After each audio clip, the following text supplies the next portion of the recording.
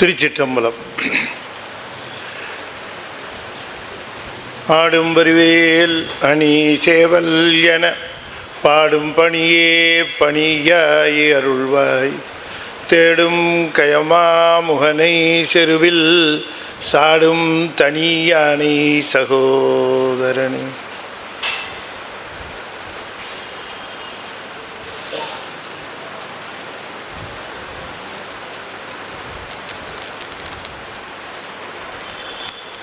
திருச்சிற்றம்பலம். எழுதரு மறைகள் தேரா இறைவனை எல்லில் கங்குல் பொழுதரு காலத்தென்றும் பூசனை விடாது செய்து தொழுதகை தலைமீது ஏற துளும்புகண் நீருள் மூழ்கி அழுது அடியடைந்த அன்பன் அடியவர்க்கு அடிமை செய்வாம். திருச்சிற்றம்பலம். தொல்லை இரும்பிரவி சூழும் தலை நீக்கி அல்லல் அறுத்து ஆனந்தமாக்கியதே எல்லை மறுவா நெறியளிக்கும் வாதவூர் எம்கோன் திருவாசகம் என்னும் தேன். திருச்சிற்றம்பலம்.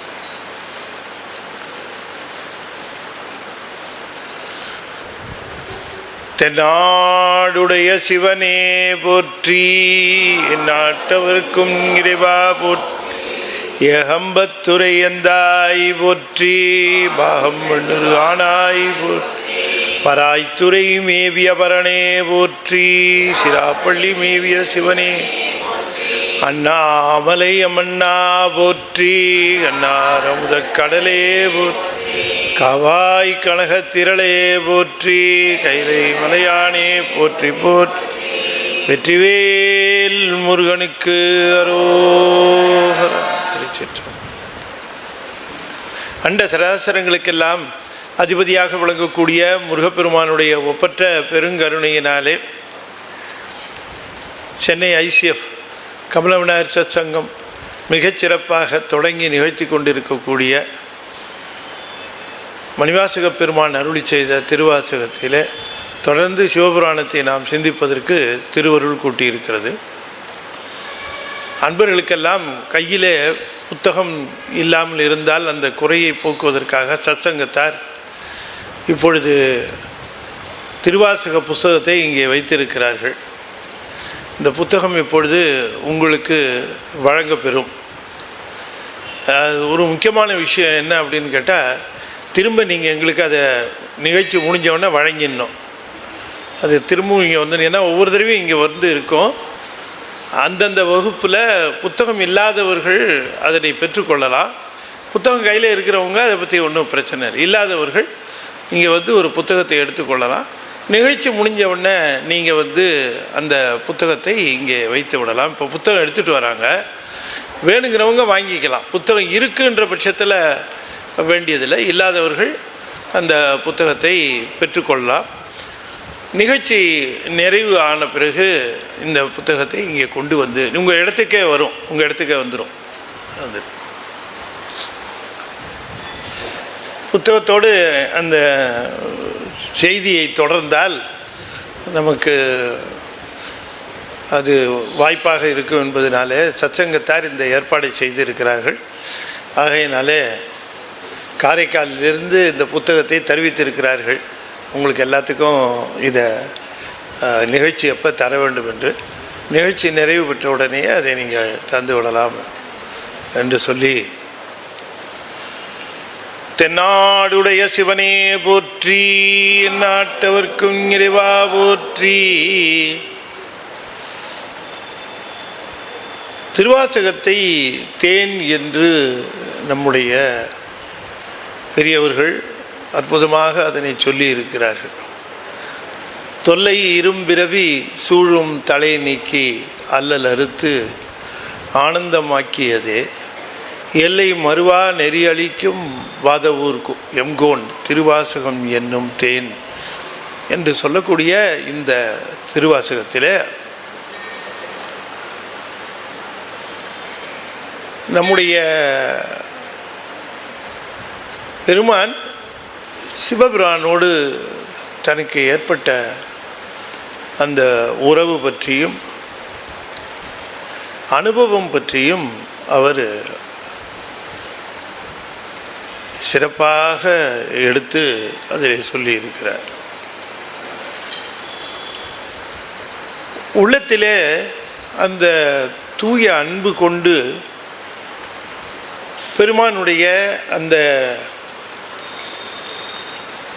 கருணைக்காக இயங்குகிற உயிர்கள் எவ்வாறு சிவபெருமானுடைய அந்த அருள் அனுபவத்தை பெறுதல் சாத்தியமாகிறது என்பதை திருவாசகம் காட்டுகிறது. இப்போ நமக்கு இந்த வாழ்வினுடைய சூட்சமே எப்படி பெருமான் அமைத்திருக்கிறார் என்றால், அனுபவமாக எல்லாவற்றையும் நாம் உணர வேண்டும் என்பது தான். கேட்டு அனுபவிக்கிறோம், சுவைத்து அனுபவிக்கிறோம், பார்த்து அனுபவிக்கிறோம்.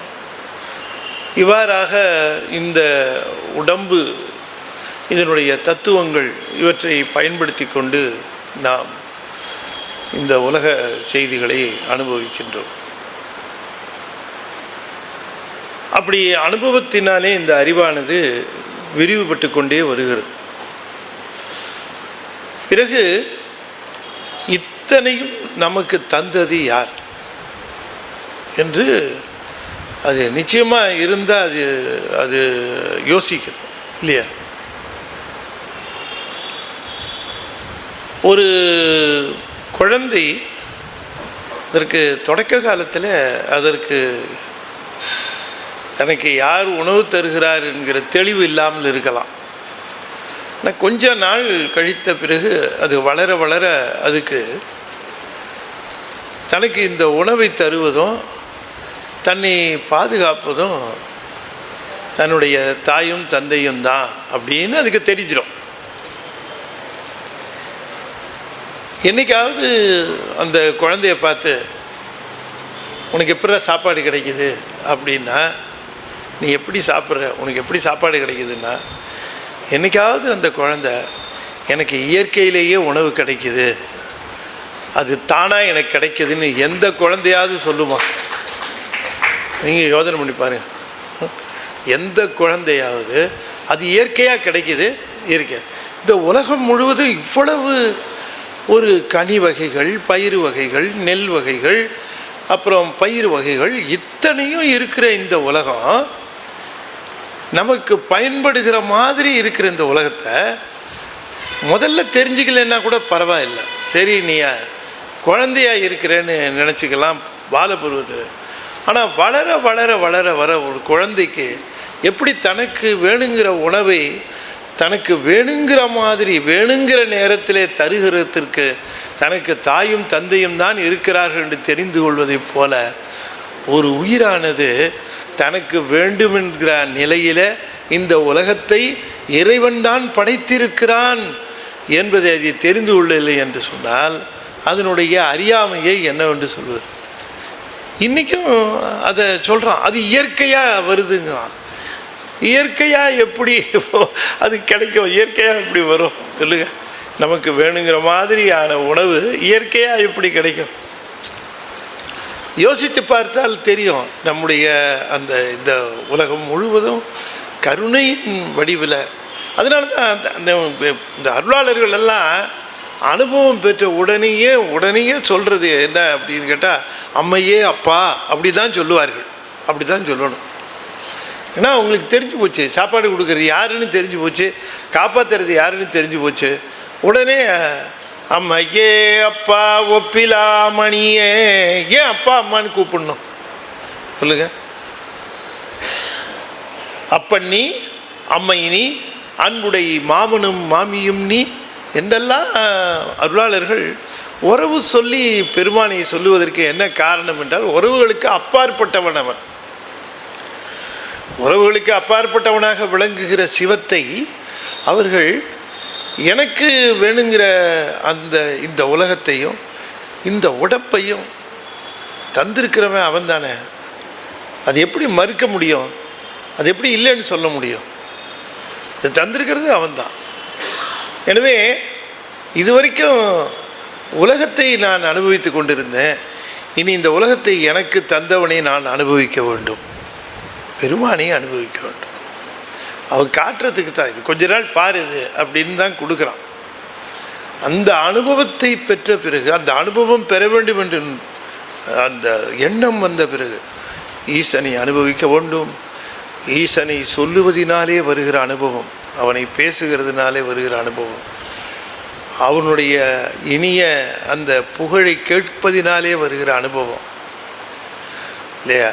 ஈசனுடைய புகழை கேட்கிற போது சில பேருக்கு இல்லையா, வள்ளல் பெருமானுக்கெல்லாம் திருவாசகத்தை யாராவது எங்கேயாவது கோயிலில் பாடினா அப்படியே தன்னை அறியாமல் அவசமாகி விடுவார். அவசமாகி விடுந்தால் தன்னிலை இழத்தல் அர்த்தம். மயக்கம் போகிறதுன்னு சொல்லக்கூடாது, வசம் இழத்தல்.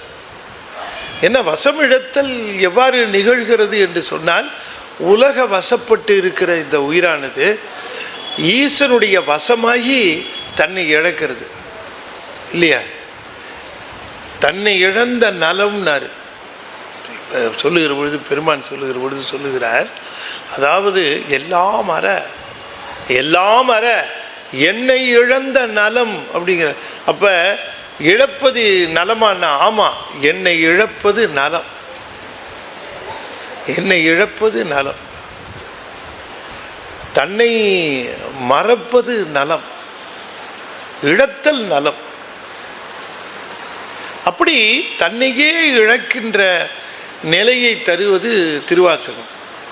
பலருக்கும் திருவாசக அனுபவம் தன் நிலையை மறக்குமாறு செய்வது இந்த திருவாசகம். தன்னிலை மறைக்குமாறு செய்வது திருவாசகம். எவ்வளவு கசப்பான மருந்தாக இருந்தாலும் அதை தேனில் குழைச்சிட்டிங்கன்னு வச்சுக்கோங்க, மருந்து தெரியாது, தேனு தான் தெரியும்.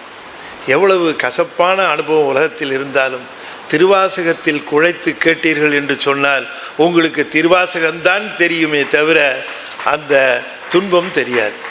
அது தெரியும். அப்படி தானே அனுபவித்தார் மணிவாசக பெருமான். இப்படிப்பட்ட துன்பங்கள்லாம் வந்து யோசனை பண்ணி பாருங்க.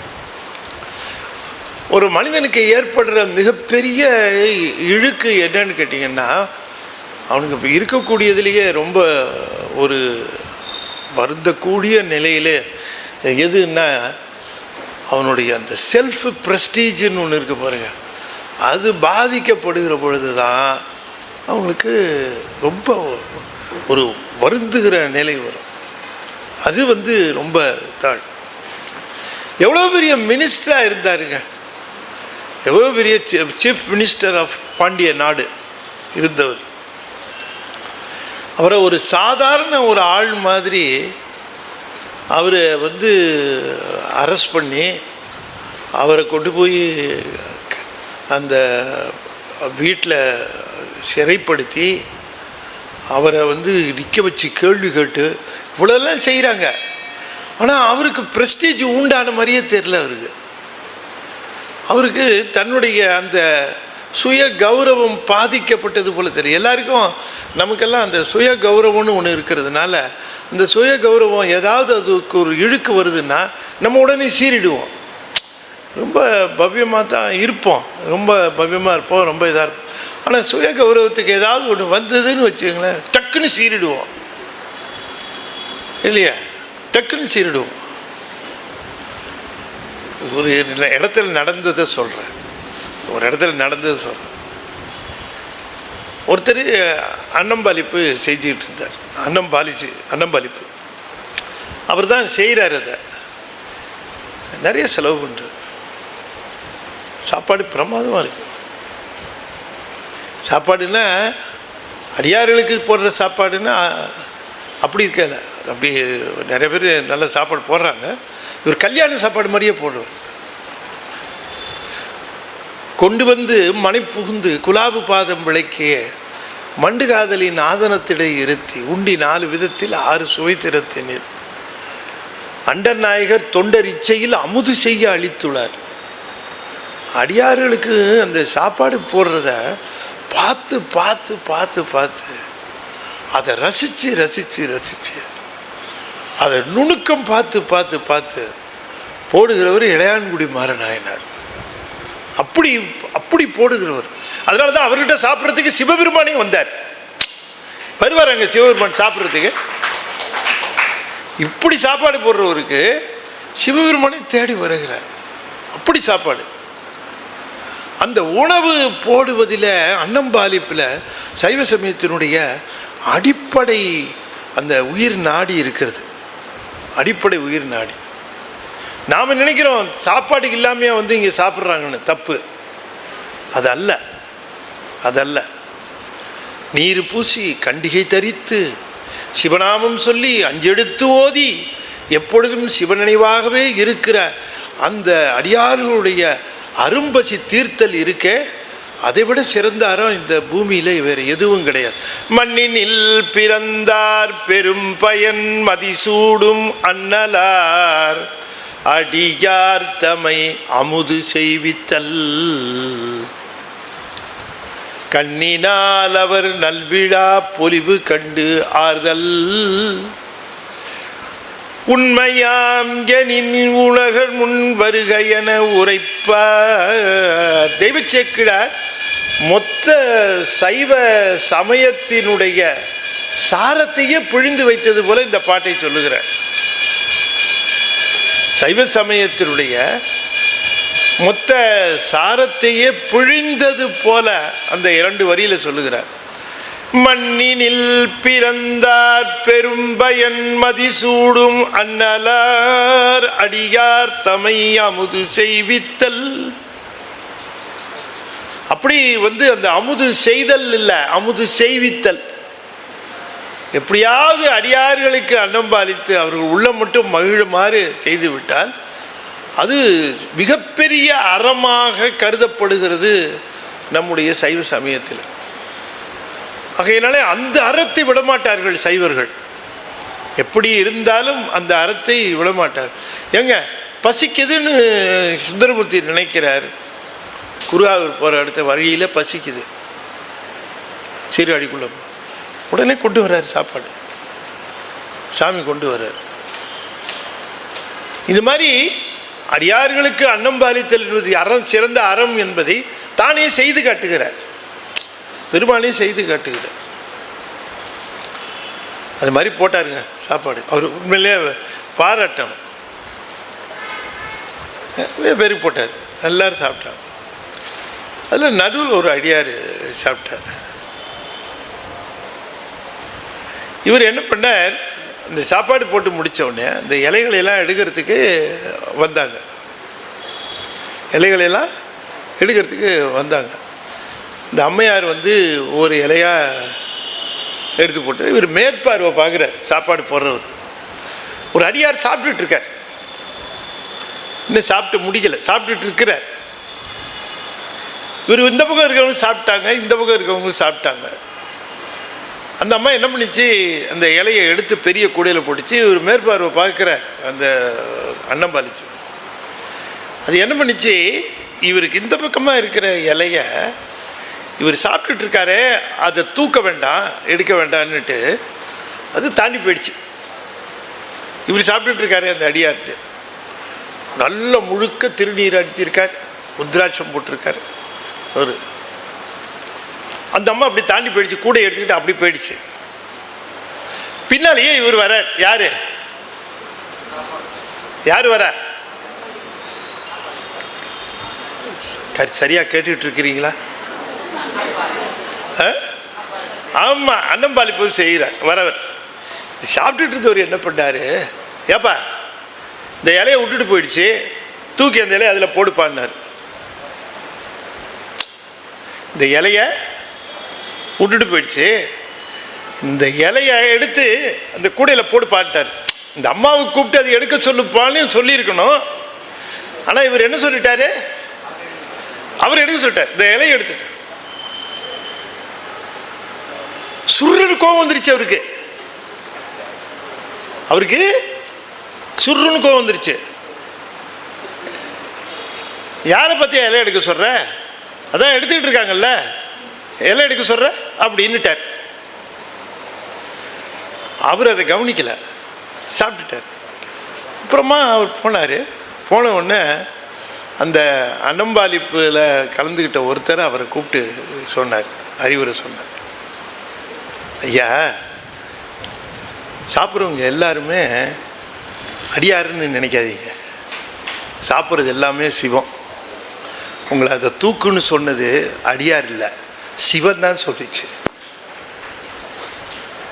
நீங்கள் அதை தப்பாக புரிஞ்சுக்கிட்டீங்க.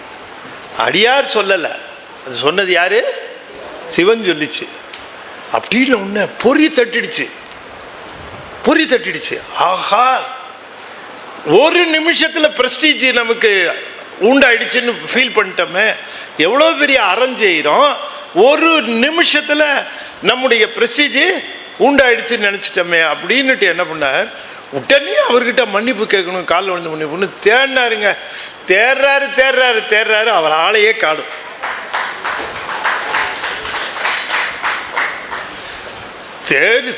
திரிஞ்சு பார்த்துட்டாரு. போயிருக்க சான்ஸே இல்லை. கையெலம்பு போயிருக்கணும், இல்லாட்டி வெளியில் போயிருக்கணும், அந்த பக்கம் போயிருக்கணும், இந்த பக்கம் போயிருக்கணும். அவருக்காக இன்னும் 2 பேர் தேடுறாங்க, காணும். யாரு? இந்த இலையை எடுன்னு சொன்னாரே, அவரை காணும். எங்கே வந்து செக் பண்ணார் பார்த்தீங்களா? இந்த செக்கு வந்து ப்ரெஸ்டீஜுங்கிறது ரொம்ப, அதுதான் இந்த தன்முனைப்பு. நிறைய பேர் அன்னதானம் பண்ணுறதுக்கு பணம் கட்டுவாங்க. ஆனால் அன்னதானத்துக்கு பணம் கட்டுறது மட்டும் அன்னதானம் இல்லை. அதை வந்து நிறைய பேர் தப்பாக புரிஞ்சிட்டு இருக்கிறாங்க. அன்னதானத்துக்கு 10,000 ரூபா பணம் கட்டிட்டா அது இல்லை. அன்னதானங்கிறது அன்னம் உண்ணுகிறவர்களை வணங்கி அவர்கள் உண்ணுவதை பார்த்து தானும் அந்த பரிமாறுபவர்களில் ஒருவராகவும் அந்த சேவை செய்கிறவர்களில் ஒருவராகவும் இருப்பது தான் அன்னம்பாலித்தனுடைய உண்மையான கொள்கை. சிவபெருமானுக்கு தெரியாதா, தன் அடியாருக்கு பசிச்சுதுன்னா யாராவது ஒருத்தர் அனுப்பிச்சு கொடு, பூதகணத்தை அனுப்பிச்சு போய் சாப்பாடு போட்டு வா, ஒரு ஹோட்டலில் மீல்ஸ் டிக்கெட் வாங்கி கொடுத்துட்டு போய் சாப்பிட்ருவாங்க, அனுப்ப தெரியாதா சிவபெருமான்? எதுக்குங்க அவரே வராரு? யோசனை பண்ணி பாருங்க. இது சைவம். ஏன் அப்படின்னு கேட்டால், அப்படி செஞ்சால் அப்போத்தான் நம்முடைய தன்முனைப்பு மடங்கும். தன்முனைப்பு மடங்கணுங்க. அதுதான் எத்தனையோ விதமான ஒரு என்ன சொல்கிறது, ஒரு இழிவு நிலை இருந்தாலும், எத்தனையோ விதமான இழிவு நிலை இருந்தாலும் அப்படியே அதனை தாங்கி கொள்ளுகிற பக்குவம் நம்முடைய மணிவாசக பெருமானுக்கு இருந்தது.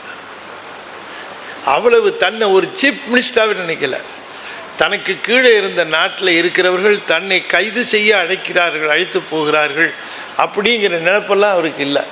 அவருக்கு நினைப்பெல்லாம் சிவபெருமான் மேலே இருந்த காரணத்தினாலே. அப்போ அனுபவம் பாரோடு பின்னாய் பறந்த எம்பரனே, பற்று நான் மற்றிலேன் கண்டாய் சீரோடு பொலிவாய் சிவபுரத்தரசே திருப்பெருந்துறை உரை சிவனே, ஆரோடு நோகேன் ஆர்க்கெடுத்து உரைக்கேன். யாரை போய் நான் நொந்துக்க போகிறேன்? இனிமேல் யாரையாவது நான் நொந்துக்குவேனா, நீங்கள் எனக்கு இப்படி செய்கிறீங்க, எனக்கு இப்படி நீங்கள் செய்யலை அப்படி என்று நான் உங்களிடம் நொந்து கொள்வேனா? யாரையும் நான் நொந்து கொள்ள மாட்டேன். ஏனென்று சொன்னால் எனக்கு வர வேண்டியது சிவானுபவம். சிவானுபவம் பெற வேண்டியவர்கள் இந்த உலக அனுபவத்திலே தங்களுடைய குறைகளை கண்டு கவலைப்படக்கூடாது. தன்னுடைய உலகத்திலே தனக்கு ஏற்படுகின்ற உயர்வு தாழ்வுகளை பற்றி பொருட்படுத்தக்கூடாது. உயர்வு வரும், தாழ்வு வரும், எல்லாமே வரும். ஆனால் அது சிவனோடு நமக்கு ஏற்படுகிற அனுபவத்தை எந்த விதத்திலும் பாதிக்காது. அதை நாம் புரிந்து கொள்ள வேண்டும். அதனால தான் அவர் இந்த சிவபுராணத்தை இந்த ஒரு அது என்ன சொல்லுகிறது, ஒரு ஸ்பெஷல் டிஸ்டிங்க்ட், ஒரு தனி குறிப்போட இந்த சிவபுராணத்தை சாமி செய்திருக்கிறாங்க. ஒன்று நீங்கள் பார்க்கணும், சிவபுராணம்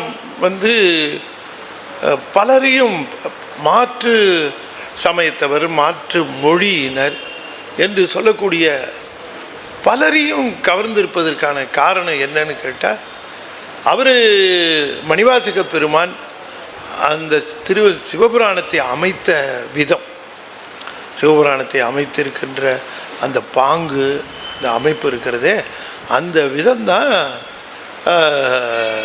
அதனுடைய அந்த உண்மை நிலையை அனுபவ ரீதியாக சிவபுராணமே நமக்கு பெருமானிடம் இந்த சிவானுபவத்தை மிகச்சிறப்பாக நிகழ்த்தி காட்டுகிற ஒன்று என்பது கண்கண்ட உண்மையாக கருதப்பட்டு இருக்கிறது.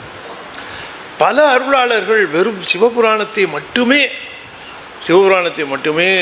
எடுத்துக்கொண்டு, சிவபுராணத்தை மட்டுமே ஓதிக்கொண்டு, சிவபுராணத்தை மட்டுமே சிந்தித்து கொண்டு அவர்கள் தங்களுடைய அந்த அருள் அனுபவத்தை பெறுவதற்கான அத்தனை முயற்சிகளையும் செய்தார்கள் என்பது 100க்கு 100 உண்மை.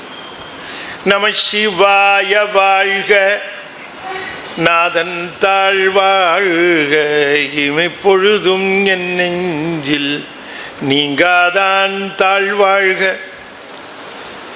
கோகழியாண்ட குருமனிதன் தாழ்வாழ்க, ஆகமமாகி நின்று அன்னிப்பான் தாழ்வாழ்க, ஏகன் அநேகன் இறைவனடி வாழ்க, வேகம் கெடுத்தாண்ட வேந்தனடி வெல்க, பிறப்பருக்கும் பிஞகந்தன் பெய்கழல்கள் வெல்க, புறத்தார்க்கு சேயோன் தன் பூங்கழல்கள் வெல்க,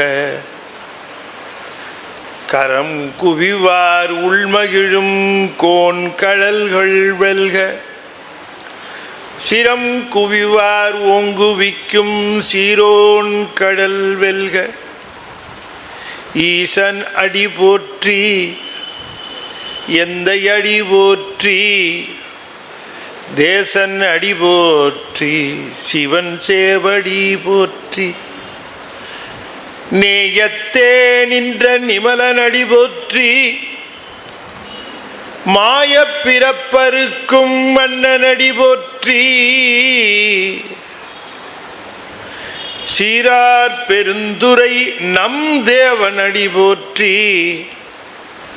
ஆராத இன்பம் அருளும் மலை போற்றி, சிவனவன் என் சிந்தையுள் நின்றதனால் அவன் அருளாலே அவன் தாழ் வணங்கி, சிந்தை மகிழ சிவபுராணம் தன்னை முந்தை வினை முழுதும் மோய உரைப்பன் யான், கண்ணுதலான் தன் கருணை கண்காட்ட வந்தெய்தி, எண்ணுதற்கு எட்டா எழிலார் கடல் இறஞ்சி, விண்ணிறைந்து மண்ணிறைந்து மிக்காய் விளங்கொழியாய், எண்ணிறந்த எல்லை இலாதானே நின் பெரும் சீர், பொல்லாவினையேன் புகழுமாறு ஒன்று அறியேன் என்று அந்த முகவுரை தருகிறார். வாழ்த்தி பெருமானுடைய அந்த பெருமையை பேசத் தொடங்குகிறார். சிவபுராணம் என்பது சிவனுடைய புராதனமான அந்த தொன்மையை விவரிப்பது என்று பெயர். எப்படி உயிர்களோடு சிவமானது தொன்மையாக தொடர்பு கொண்டிருக்கிறது, அந்த தொடர்பு தொன்மை தொடர்பு, புது தொடர்பு இல்லை. இந்த தொன்மை தொடர்பு நமக்கு தெரிவதில்லை. நாம் என்னைக்கு அவரை தெரிந்து கொண்டோமோ, என்னைக்கு அவரை வணங்குகிறோமோ, அன்னைக்கு அவரை தெரிந்து கொண்டதாக கருதுகிறோம். நாம் வேணா புதுசாக அவரை தெரிந்து கொள்ளலாம், ஆனால் அவர் நம்மை பழமையாக அறிவார். அவர் பழமையாக நம்மை அறிவார். அப்படிப்பட்ட தொன்மை நிலையிலே நம்மை அறிந்தவராக விளங்குகின்ற அந்த பெருமானினுடைய பெருமையை சொல்லுவதுதான் சிவபுராணம். அந்த தொன்மையை நினைக்கிற பொழுது அனுபவம் கிட்டும். தொன்மையை சொல்லுகிற பொழுது எப்படியெல்லாம் இந்த உயிருக்கு அவர் உபகாரம் செய்திருக்கிறார், எப்படி என்னோடு தொடர்பு கொண்டு இருக்கிறார், அந்த தொன்மை எப்படி என்று கேட்டால், நான் புல்லாய் இருந்த பொழுதும் அவர் எனக்கு தொடர்பு கொண்டு இருந்திருக்கிறார் என்று தொடங்குகிறார். புல்லாய், பூடாய், புழுவாய், மரமாகி, இப்படி இந்த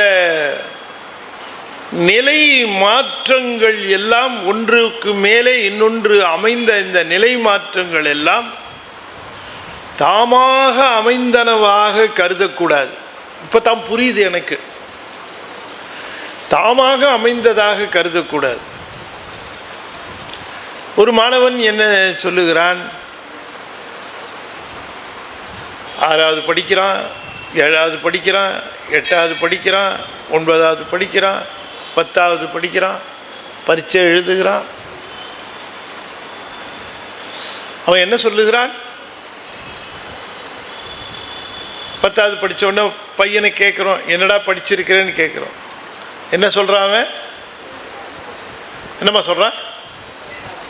நீ எத்தனை படிக்கிற?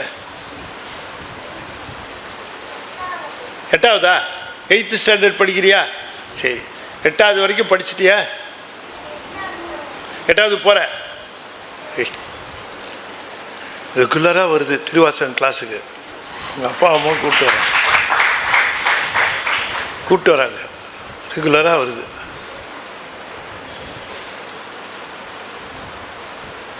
வருது ரைட்டு. வந்தப்புறம் உட்காந்து வேறு ஏதாவது கவனத்தில் இருக்கலாம்ல. இப்படி வச்ச கண்ணு வாங்காமல் என்னையே பார்த்துக்கிட்டு இருக்கோம், கவனமாக பார்த்துக்கிட்டே இருக்கோம். எங்கேயாவது ஒரு இடத்துல நமக்கு புரிகிற மாதிரி ஏதாவது சொல்லிடுவாரோ அப்படின்ட்டு. அது என்ன எதுங்க, அது உள்ளே இருக்கிற சிவம் அந்த உயிரை தூண்டி அப்படி பார்க்க வைக்குது.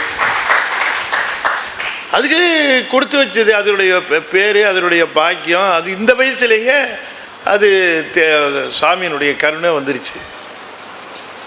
70 வயசு வந்த அப்புறமும் கூட திரும்பி பார்க்காம, ஏன்னா இவங்கெல்லாம் என்ன பண்ணுறாங்க அங்கன்னு கேட்குறாங்க. சரி, 7வது வரைக்கும் படித்தாம்மா? 7வது வரைக்கும் படித்தேன். சரி, குழந்தை அப்படி தான் சொல்லுவோம். பண்ணை கேட்டாலும் நான் சொல்லுவேன். நல்லா யோசனை பண்ணி பார்த்தா, 7வது வரைக்கும் படித்தனா இல்லை படிப்பித்தனா? நான் படித்தனா இல்லை ஆசிரியர் கற்றுக் கொடுக்க நான் தெரிந்து கொண்டேனா?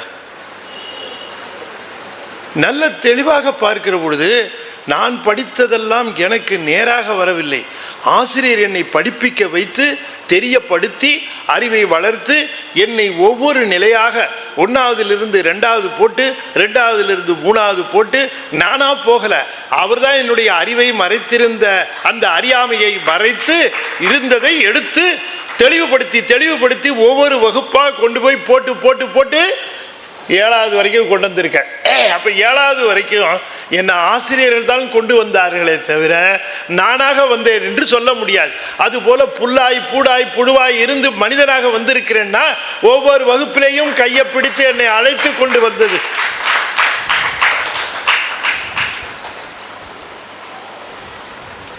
நானே வந்துட்டேன்னு சொல்ல முடியுமா? புல்லா இருந்துட்டு பூடா இருந்துட்டு மரமா இருந்துட்டு நானே வந்துட்டேன் மனுஷன். நான் சரியா படிக்கல, பாஸ் பண்ண வேணாம்னு சொன்னா மாடாவே போட்டிருப்பாரு. எங்க இருந்து யார்கிட்ட போய் போடுறது சொல்லுங்க? ஹைகோர்ட்டில் பெட்டிஷன் போட முடியுமா? நான் மிக நல்ல மாடாக நடந்தும் கூட என்னை திரும்பவும் மாடாகவே போடுகிறார், மனிதனாக போடுவதற்கான உத்தரவை பிறப்பிக்குமாறு கனம் கோட்டார் அவர்களை கேட்டுக்கொள்கிறேன்னு. மனுஷனாக இருந்தால் மட்டும் என்ன நீ மாடு மாதிரி தான் இருக்க போற? யாருக்கிட்ட போய் கேட்கறது சொல்லுங்க? மனுஷனா போட்டிருக்கார். எப்படி போட்டார்னு கூட யோசிக்க மாட்டேங்கிறாங்க. கண்ணு முன்னால இத்தனை விலங்குகள், பறவைகள், இத்தனை உயிரினங்கள் இவ்வளவும் திரிகின்றன. இவ்வளவு திரிகிற பொழுது இதுல ஒன்றா இல்லாம எப்படி நாம மனிதனாக நாம பிறந்தோம்? ஏன் கொஞ்சம் இல்லையா? இது ஒன்றை விடாம பல்வேறு பிறவிகளாகன்னு சொல்லாம எல்லா பிறவி நிலைகளையும் சொல்லுகிறார் பாருங்க. அவர் செய்யுளுக்காக முன்னும் பின்னுமா வைத்திருக்காரே தவிர அதை வகைப்படுத்தி பார்க்கிற பொழுது தாவர சங்கம்னு பின்னால சொல்லிடுவார். செல்லா நின்ற தாவர சங்கமத்துள். செல்லா நின்றன்னா சென்றன்னு அர்த்தம், வாரா நின்றான்னா வந்தான்னு அர்த்தம். ஆண் என்றுங்கிறது நிகழ்கால இடைநிலை. அதனால வாரா நின்றான்னா வந்தான்னு அர்த்தம், செல்லா நின்றான்னா சென்றான்னு அர்த்தம். செல்லா நின்றன எல்லா பிறப்புகளிலும் சென்ற தாவர சங்கமத்துள். தாவர சங்கமத்துள், ஸ்தாவரம் நிலையாக ஒரே இடத்துல இருக்கிறது, சங்கமம் மூவ் ஆகிட்டே இருக்கிறது. எல்லாத்தையும் சொல்லியிருக்கார். கல், அப்புறம் புல், அப்புறம் பூடு, அப்புறம் மரம், இந்த 4 தாவரம். அதை தனித்தனியாக சொல்லியிருப்பார். பின்னால் கல் சொல்லியிருப்பார், அதையும் சேர்த்துக்கணும். கல் பற்றி சில செய்தி சொல்கிறேன். கல், புல், பூடு, மரம் 4 தாவரம். மித்த எல்லாமே சங்கமம். புழுவிலிருந்து எல்லாமே சங்கமம். புல்லாகி பூடாய் புழுவாய் மரமாகி பல்விருகமாகி பறவையாய் பாம்பாகி கல்லாய் மனிதராய் பேயாய் கணங்களாய் வல்லசுரராகி முனிவராய் தேவராய் செல்லா நின்ற இத்தாவர சங்கமத்துள் எல்லா பிறப்பும் பிறந்து இழைத்தேன் எம்பெருமான். எல்லா பிறப்பும் பிறந்திருக்கேன், எனக்கு தெரியுது. நான் பாண்டிய நாட்டுடைய முதலமைச்சர் நான் தெரியுது இல்லை, நான் புல்லா இருந்து ஒவ்வொரு நிலையிலேயும் என்னை கைப்பிடித்து அடுத்த நிலைக்கு என்னை அழைத்து வந்திரு. என்னை நீ தான் அழைச்சிட்டு வந்திருக்கிற ஒவ்வொரு நிலையில். இன்னைக்கு நான் மனுஷன்னு நிமித்துகிறேன். ஆனால் நான் மனுஷனாகிறதுக்கு ஆசிரியர்கள் காரணமாக இருந்தது போல பெருமானே இந்த மானுட பிறவி வருவதற்கும் நீதான் காரணமாக இருந்திருக்கிறாய். இதை உணர முடியல மானுடனால இதை உணர முடியல. நமக்கு மானுட பிறப்பு நம்முடைய உரிமையினால வந்தது என்று பலரும் கருதி கொள்ளுகிறார்கள். நமக்கு மானுட பிறப்பு தகுதியினால் வந்திருக்கிறது என்று பலரும் கருதி கொள்ளுகிறார்கள். அப்படி அல்ல. உரிமையினாலோ தகுதியினாலோ வரல, ஈசனுடைய கருணையினால் வந்திருக்கிறது இந்த பிறவி. ஈசன் கருணை கொண்டு கொடுத்திருக்கிறான். அதனால தான் அதை சொல்லுகிற பொழுது அந்த பிறவிகளை வகைப்படுத்துகிறார். இப்போ தாவர வகையாக சொல்லுகிற பொழுது அந்த மரமாக சொல்லுகிற பொழுது புல், பூடு, மரம் என்று சொல்லுகிற பொழுது அது ஓரறிவு. புழு என்று சொல்லுகிற பொழுது ஈரறிவு. அப்புறம் சிதல், எறும்பு இதெல்லாம் 3 அறிவு. 4 அறிவு நண்டு, தும்பி இவைகளுக்கெல்லாம் 4 அறிவு. 5 அறிவு பாம்பு, பறவை, பல மிருகங்கள், அதுக்கெல்லாம் 5 அறிவு. 6 அறிவு மனிதருக்கும் அசுரருக்கும். 7 அறிவு உண்டு தேவர்களுக்கு. தேவர்களுக்கு 7வது அறிவு உண்டு, அது 7வது அறிவு. தேவர், முனிவர் அவர்களுக்கும் சிறப்பான அறிவு உண்டு. பேய் நுண்ணுடம்போடு இருப்பது. கணங்கள் அது பூதம், அதுவும் நுண்ணுடம்போடு இருக்கக்கூடிய ஒரு வகை உயிர், அதையும் பிறப்பு என்று சொல்லுகிறார். இதில் எது வேணால் வரலாம் நமக்கு, இதில் எந்த பிறப்பு வேணாலும் நமக்கு வர வாய்ப்பு இருக்கிறது. ஆனால் இதில் மனுட பிறப்பாக என்னை இப்போ நான் தேவனாக இருந்திருக்கலாம், பூதமாக இருந்திருக்கலாம், பேயாக இருந்திருக்கலாம், கணமாக இருந்திருக்கலாம். இந்த மாதிரியான பிறப்புகளெல்லாம் எடுத்து எடுத்து எடுத்து எடுத்து எடுத்து எடுத்து நான் பல்வேறு பிறவிகளிலே பெற்ற பக்குவம்தான் இன்றைக்கு உன்னை என்னை நாட வைத்திருக்கிறதே தவிர இந்த பல்வேறு பிறவிகள் எடுக்கலைன்னா எனக்கு இந்த பக்குவம் வந்திருக்காது.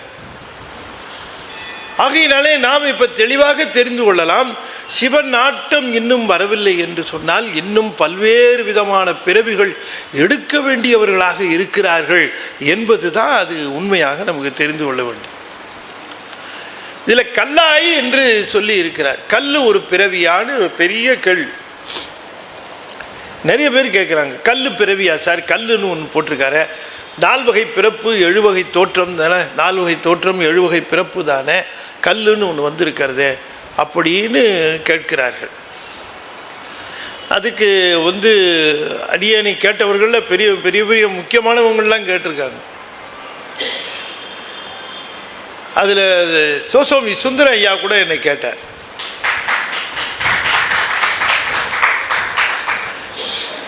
கல்லுன்னு சொல்லியிருக்கேன் ஐயா, பிறப்பு சொல்லியிருக்கேன், நீங்கள் வந்து உங்கள் கருத்து என்ன, நீங்கள் என்ன சொல்லுகிறீர்கள் அப்படின்னார்.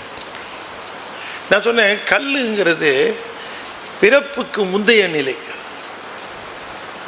அதையும் சேர்த்துட்டார். நான் அதுவாகவும் இருந்திருக்கேங்கிறதுனால இப்பவும் கூட மானுடர்களாக பிறந்தவர்கள் வேறு பிறப்புக்குத்தான் போக வேண்டும் என்கிற கட்டாயம் இல்லை. இப்போ சைவ சித்தாந்தத்திலேயே எப்படி விளக்கி இருக்கிறது என்று சொன்னால், இப்போ வந்து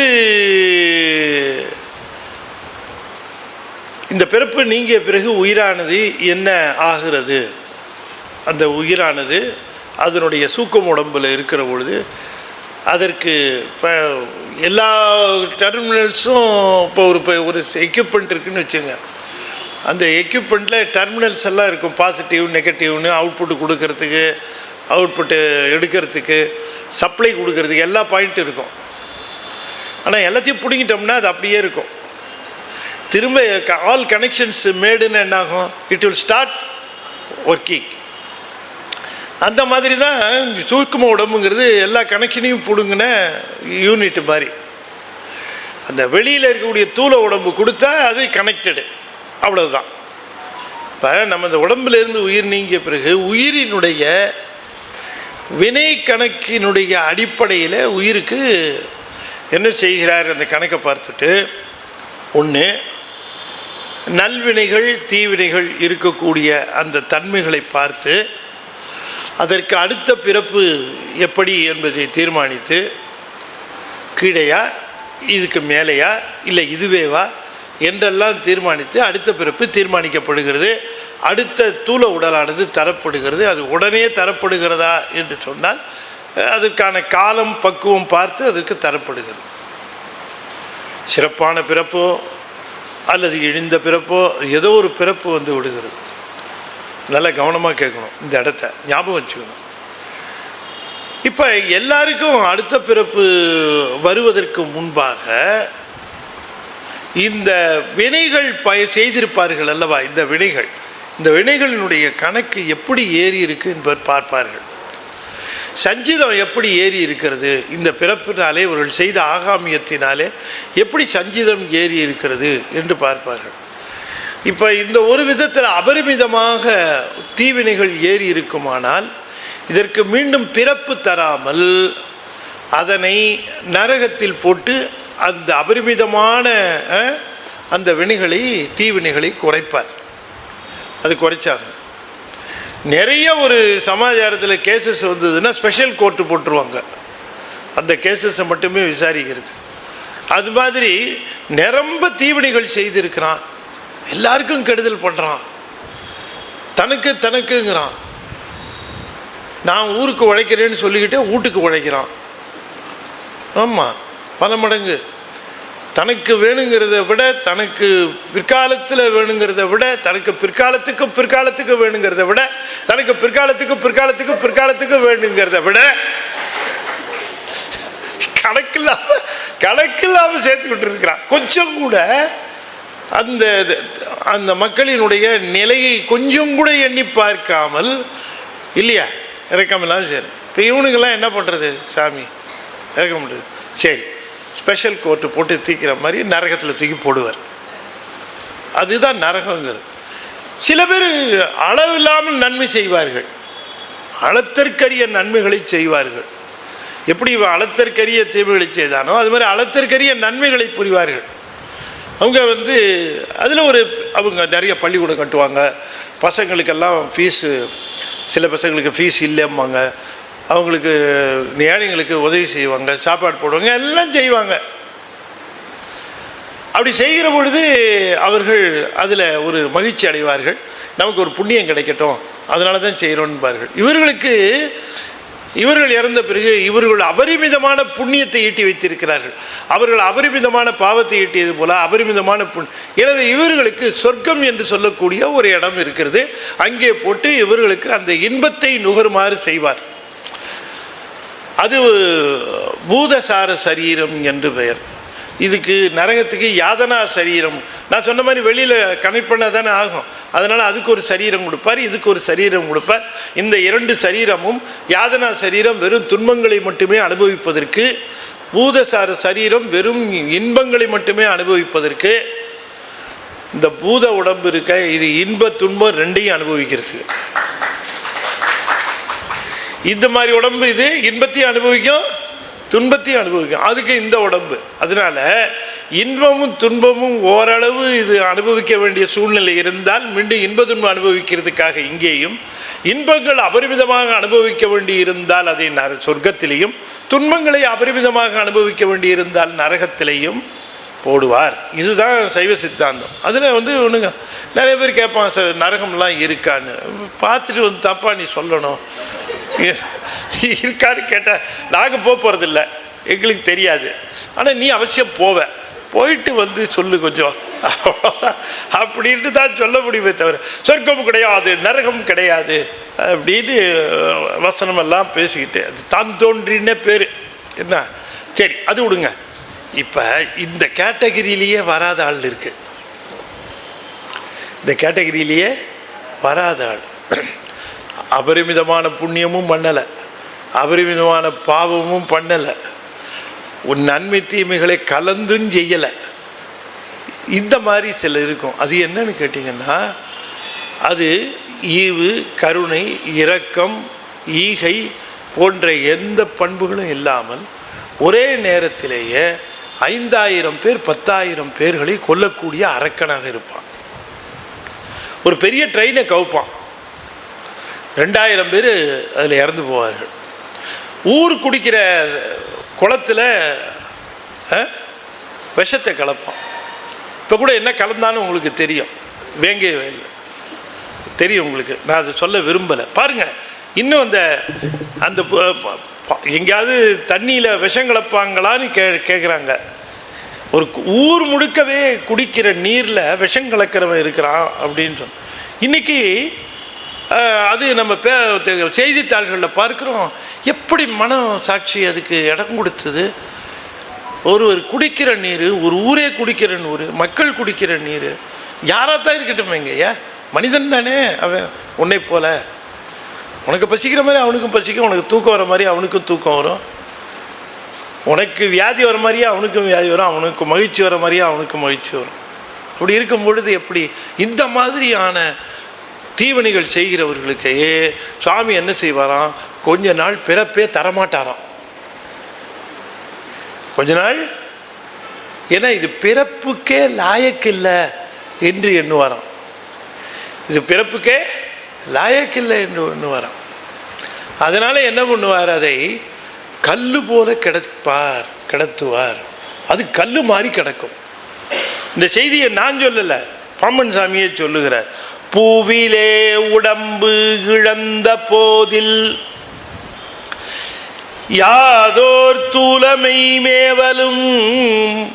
இந்த பூ உலகத்திலே உடம்பிலிருந்து உயிரானது நீங்கிய பிறகு, நான் என்னுடைய திருவாசகம் புத்தகம் நான் குறிப்புரை எழுதியிருக்கேன், அதில் கொடுத்துருக்கிறேன் இந்த பாடலை, பாம்பன் சாமி பாடலை கொடுத்து எழுதியிருக்கிறேன்.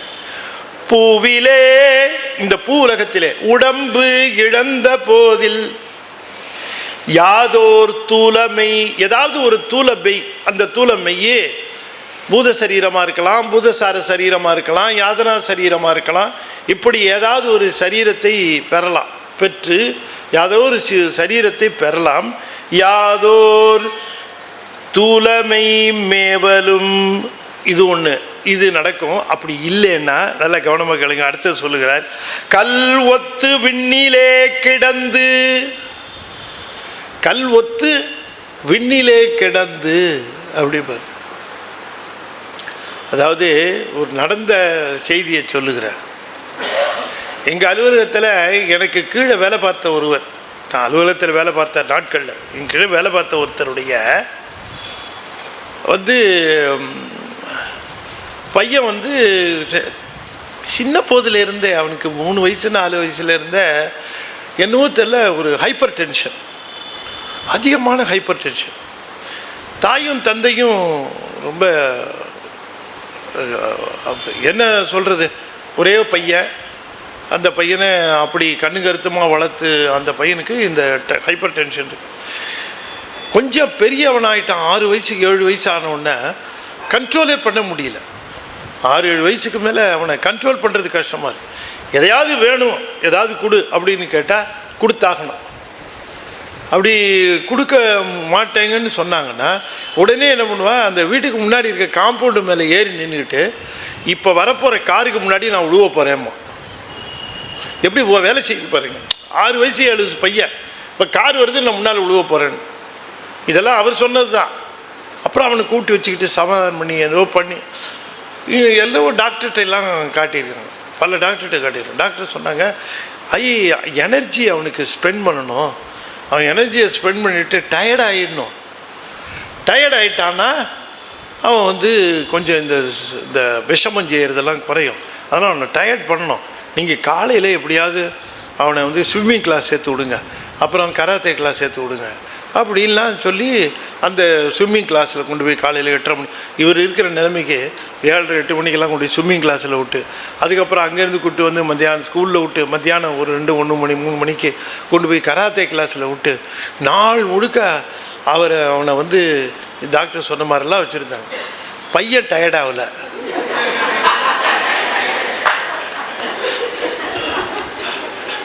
உங்களுக்கு தெரிஞ்சிருக்கோம் யார் டயர்டாயிருப்பாட்டு.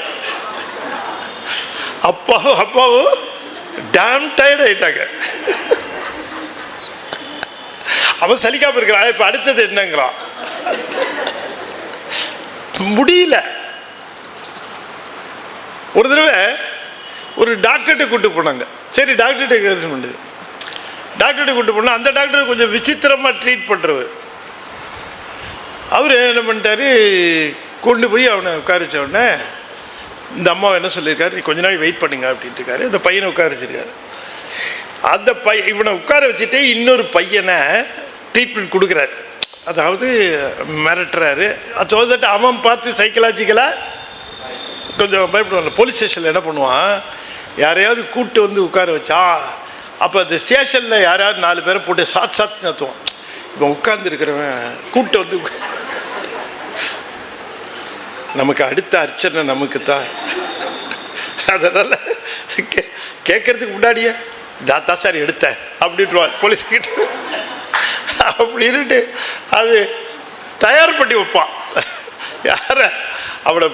அது வரைக்கும் எத்தனையோ அடிச்சிருப்பான். இப்போ இவனை விட ஃப்ரெஷ்ஷாக ஆரம்பிப்பாங்க. 2 போலீஸ் உள்ளே போயிட்டு டுமில்னு போட்டு அடித்தான். ஐயோ அம்மா அவன் கத்துறது வந்திருக்க அவனுக்கு எப்படி இருக்கும், முதல்ல பாத்ரூம் போயிட்டு அப்புறம் விசாரணை வச்சுக்கோங்க சார் அப்படி அந்த மாதிரி இருக்கும்.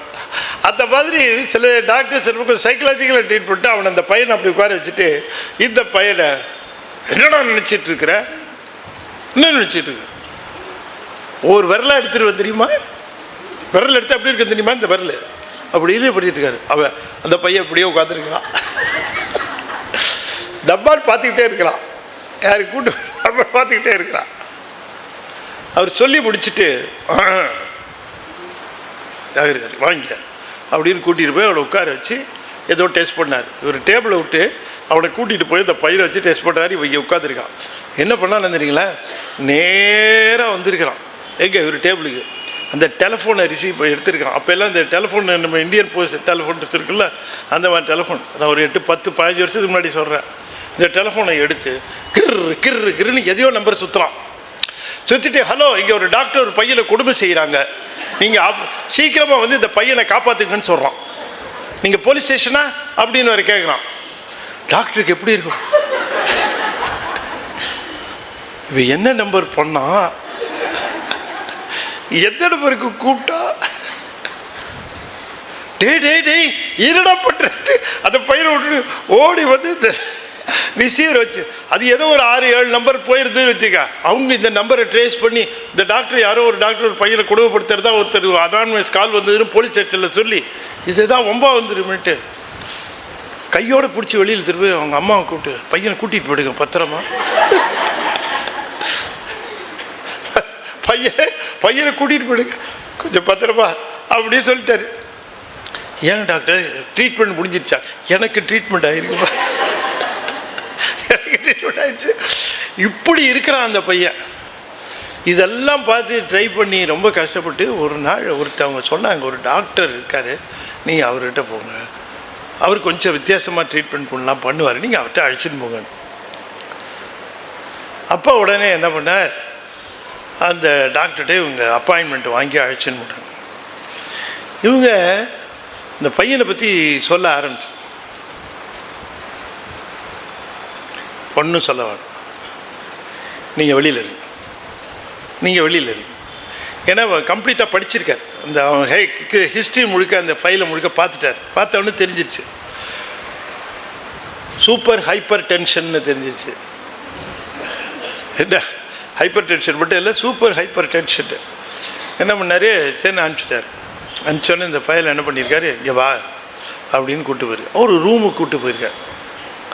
இந்த ரூமுக்கு கூப்பிட்டு போயிட்டு அந்த ரூமில், இங்கே பார், நீ இந்த ரூமில் இருக்க போகிற, நான் இருக்க மாட்டேன், நீ இருக்க போகிற, நீ மாட்டேன்னு சொன்னாலும் முடியாது, முடியும்னு சொன்னாலும் இங்கே தான் இருக்க போகிறேன். நான் எப்போ எனக்கு தோணுதோ அப்போ தான் உன்னை கூட்டிகிட்டு போவேன், இங்கேயே உட்காரு அப்படின்னு. எங்கே சேருன்னு இருக்கான், சேர்லாம் உனக்கு போட்டு டேபிள்லாம் போட்டு கொடுப்பாங்களா, இங்கேயே உட்காந்துக்கடி அப்படின்ட்டு வெளியில் வந்துட்டு அந்த கதவை தாப்பு போட்டார், வெளி கதவை தாப்பு போட்டார். அது ரூம் லைட்டுக்கு எல்லாத்துக்கும் ஒரு வெளியிலேயே ஒரு மெயின் சுவிட்சு ஆஃப் பண்ணிட்டார். ரூம் முழுக்க இருட்டு, கும்மிருட்டு. இந்த பையன் அந்த கதவை அடின்னு அடிக்கிறான். ஆனால் கதவு இவர் இதுக்கெல்லாம் எதிர்பார்த்து செஞ்சுருக்கிற ரூம் அது.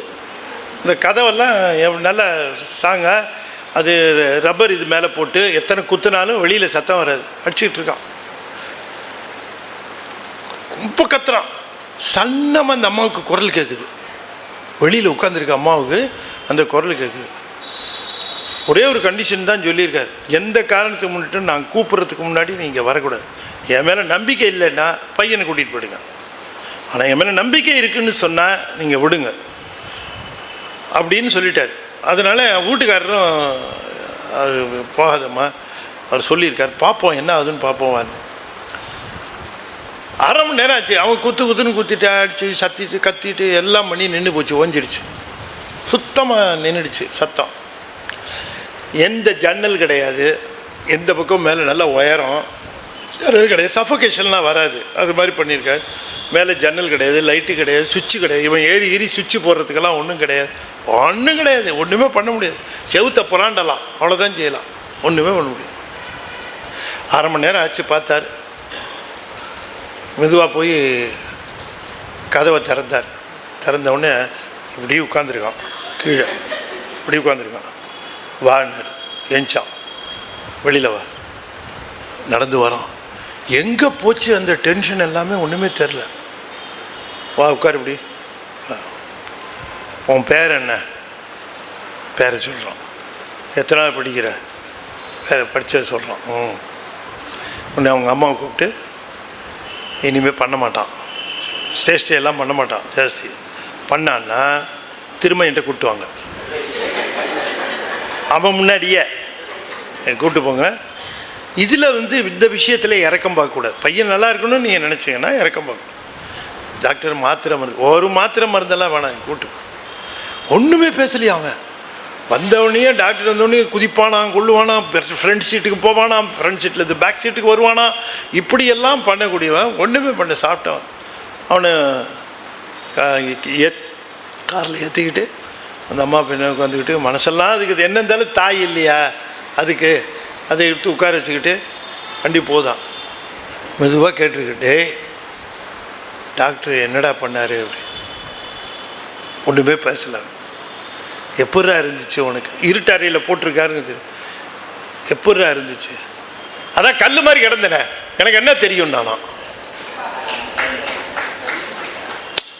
அதுதான் கல் மாதிரி கிடந்தனே, எனக்கு என்ன தெரியும் நானா. அப்போ இந்த மாதிரியான சேஷ்டைகள்லாம் அபரிமிதமாக செய்கிறவங்கள சாமி எப்படின்னா இருட்டறையில் கல் மாதிரி போட்டு வைப்பார், எந்த விதமான உணர்வுகளும் எந்த விதமான செய்திகளும் இல்லாதபடி. அதையும் பட்டிருக்கேன் நானுங்கிறாரு. கல்லாய் கல்லு மாதிரி கூட கிடந்திருக்கிறேன் நான், ஒன்றும் தெரியாது. கல்லாய் மனிதராய், அதுக்கு நேர் ஆப்போசிட் மனிதர். பேயாய் கடங்களாய், வல்லசுரராகி முனிவராயி. முனிவராக இருந்த பிறகு மேலே தானே போயிருக்கணும், தேவராக இருந்த பிறகு மேலே தானே போயிருக்கணும். ஏன் கீழே மனுஷ பிறப்பு வந்தது? இப்போ திரும்ப இப்போ மனுஷ பிறப்பு தானே வந்திருக்குது. தேவராயும் போயிருப்பேன், மனிதனாகவும் போயிருப்பேன், அசுரனாகவும் போயிருப்பேன் என்று சொன்னால் எங்கே போய் சுற்றி எத்தனை பிறப்புகள், எந்த நிலையில் தேவராக இருந்தாலும் முனிவராக இருந்தாலும் எந்த பிறப்பு எடுத்தாலும் மானுட பிறப்பு வந்து தான் சிவத்தை அடைய முடியும் என்கிற அந்த உறுதியை காட்டுவதற்கு இது ஒரு பிறப்பில் தான் அடைய முடியும். அதுதான் சைவ சித்தாந்தமும் பேசுது. அதனால தான் வாய்ப்பு இருக்கிற பொழுது இதை பயன்படுத்திக்கணும். வாய்ப்பு இருக்கிற பொழுது பயன்படுத்திக் கொள்ளணும். செல்லா நின்ற இத்தாவர சங்கமத்துள், தாவர பிறப்பு சங்கம பிறப்பு. தாவரம் என்றால் நிலையாக ஒரு இடத்திலேயே நிலைத்திணை இயங்கு திணை என்று அதனை சொல்லுவார்கள். நிலையாக ஒரே இடத்திலேயே இருக்கிற பிறப்பும் இருந்தது, இயங்கிக் கொண்டே இருக்கக்கூடியது. எல்லா பிறப்பும் பிறந்துட்டேன் சாமி, எல்லா பிறப்பும் பிறந்து இழைத்தேன் எம்பெருமான். எல்லா பிறப்பும் பிறந்துட்டேன் பிறந்து இழைத்தேன்னாரு. இழைத்தேன், இழைத்தேன் என்பதற்கு களைத்தேன்னு பொருள் எழுதியிருக்கிறாங்க, அது தப்பு. இழைப்பு என்பது களைப்பை குறிக்கிறது அர்த்தம் அல்லங்க. பிறந்து களைத்தேன்னு சொல்லியிருக்கணும். களைப்படைந்திருக்கிறது என்று சொன்னால் பிறந்து பிறந்து களைத்தேன். ஆனால் பிறந்து பிறந்து என்ன சொன்னார்? இழைத்தேன் என்கிறார். அதுதான் ரொம்ப வேறுபாடு.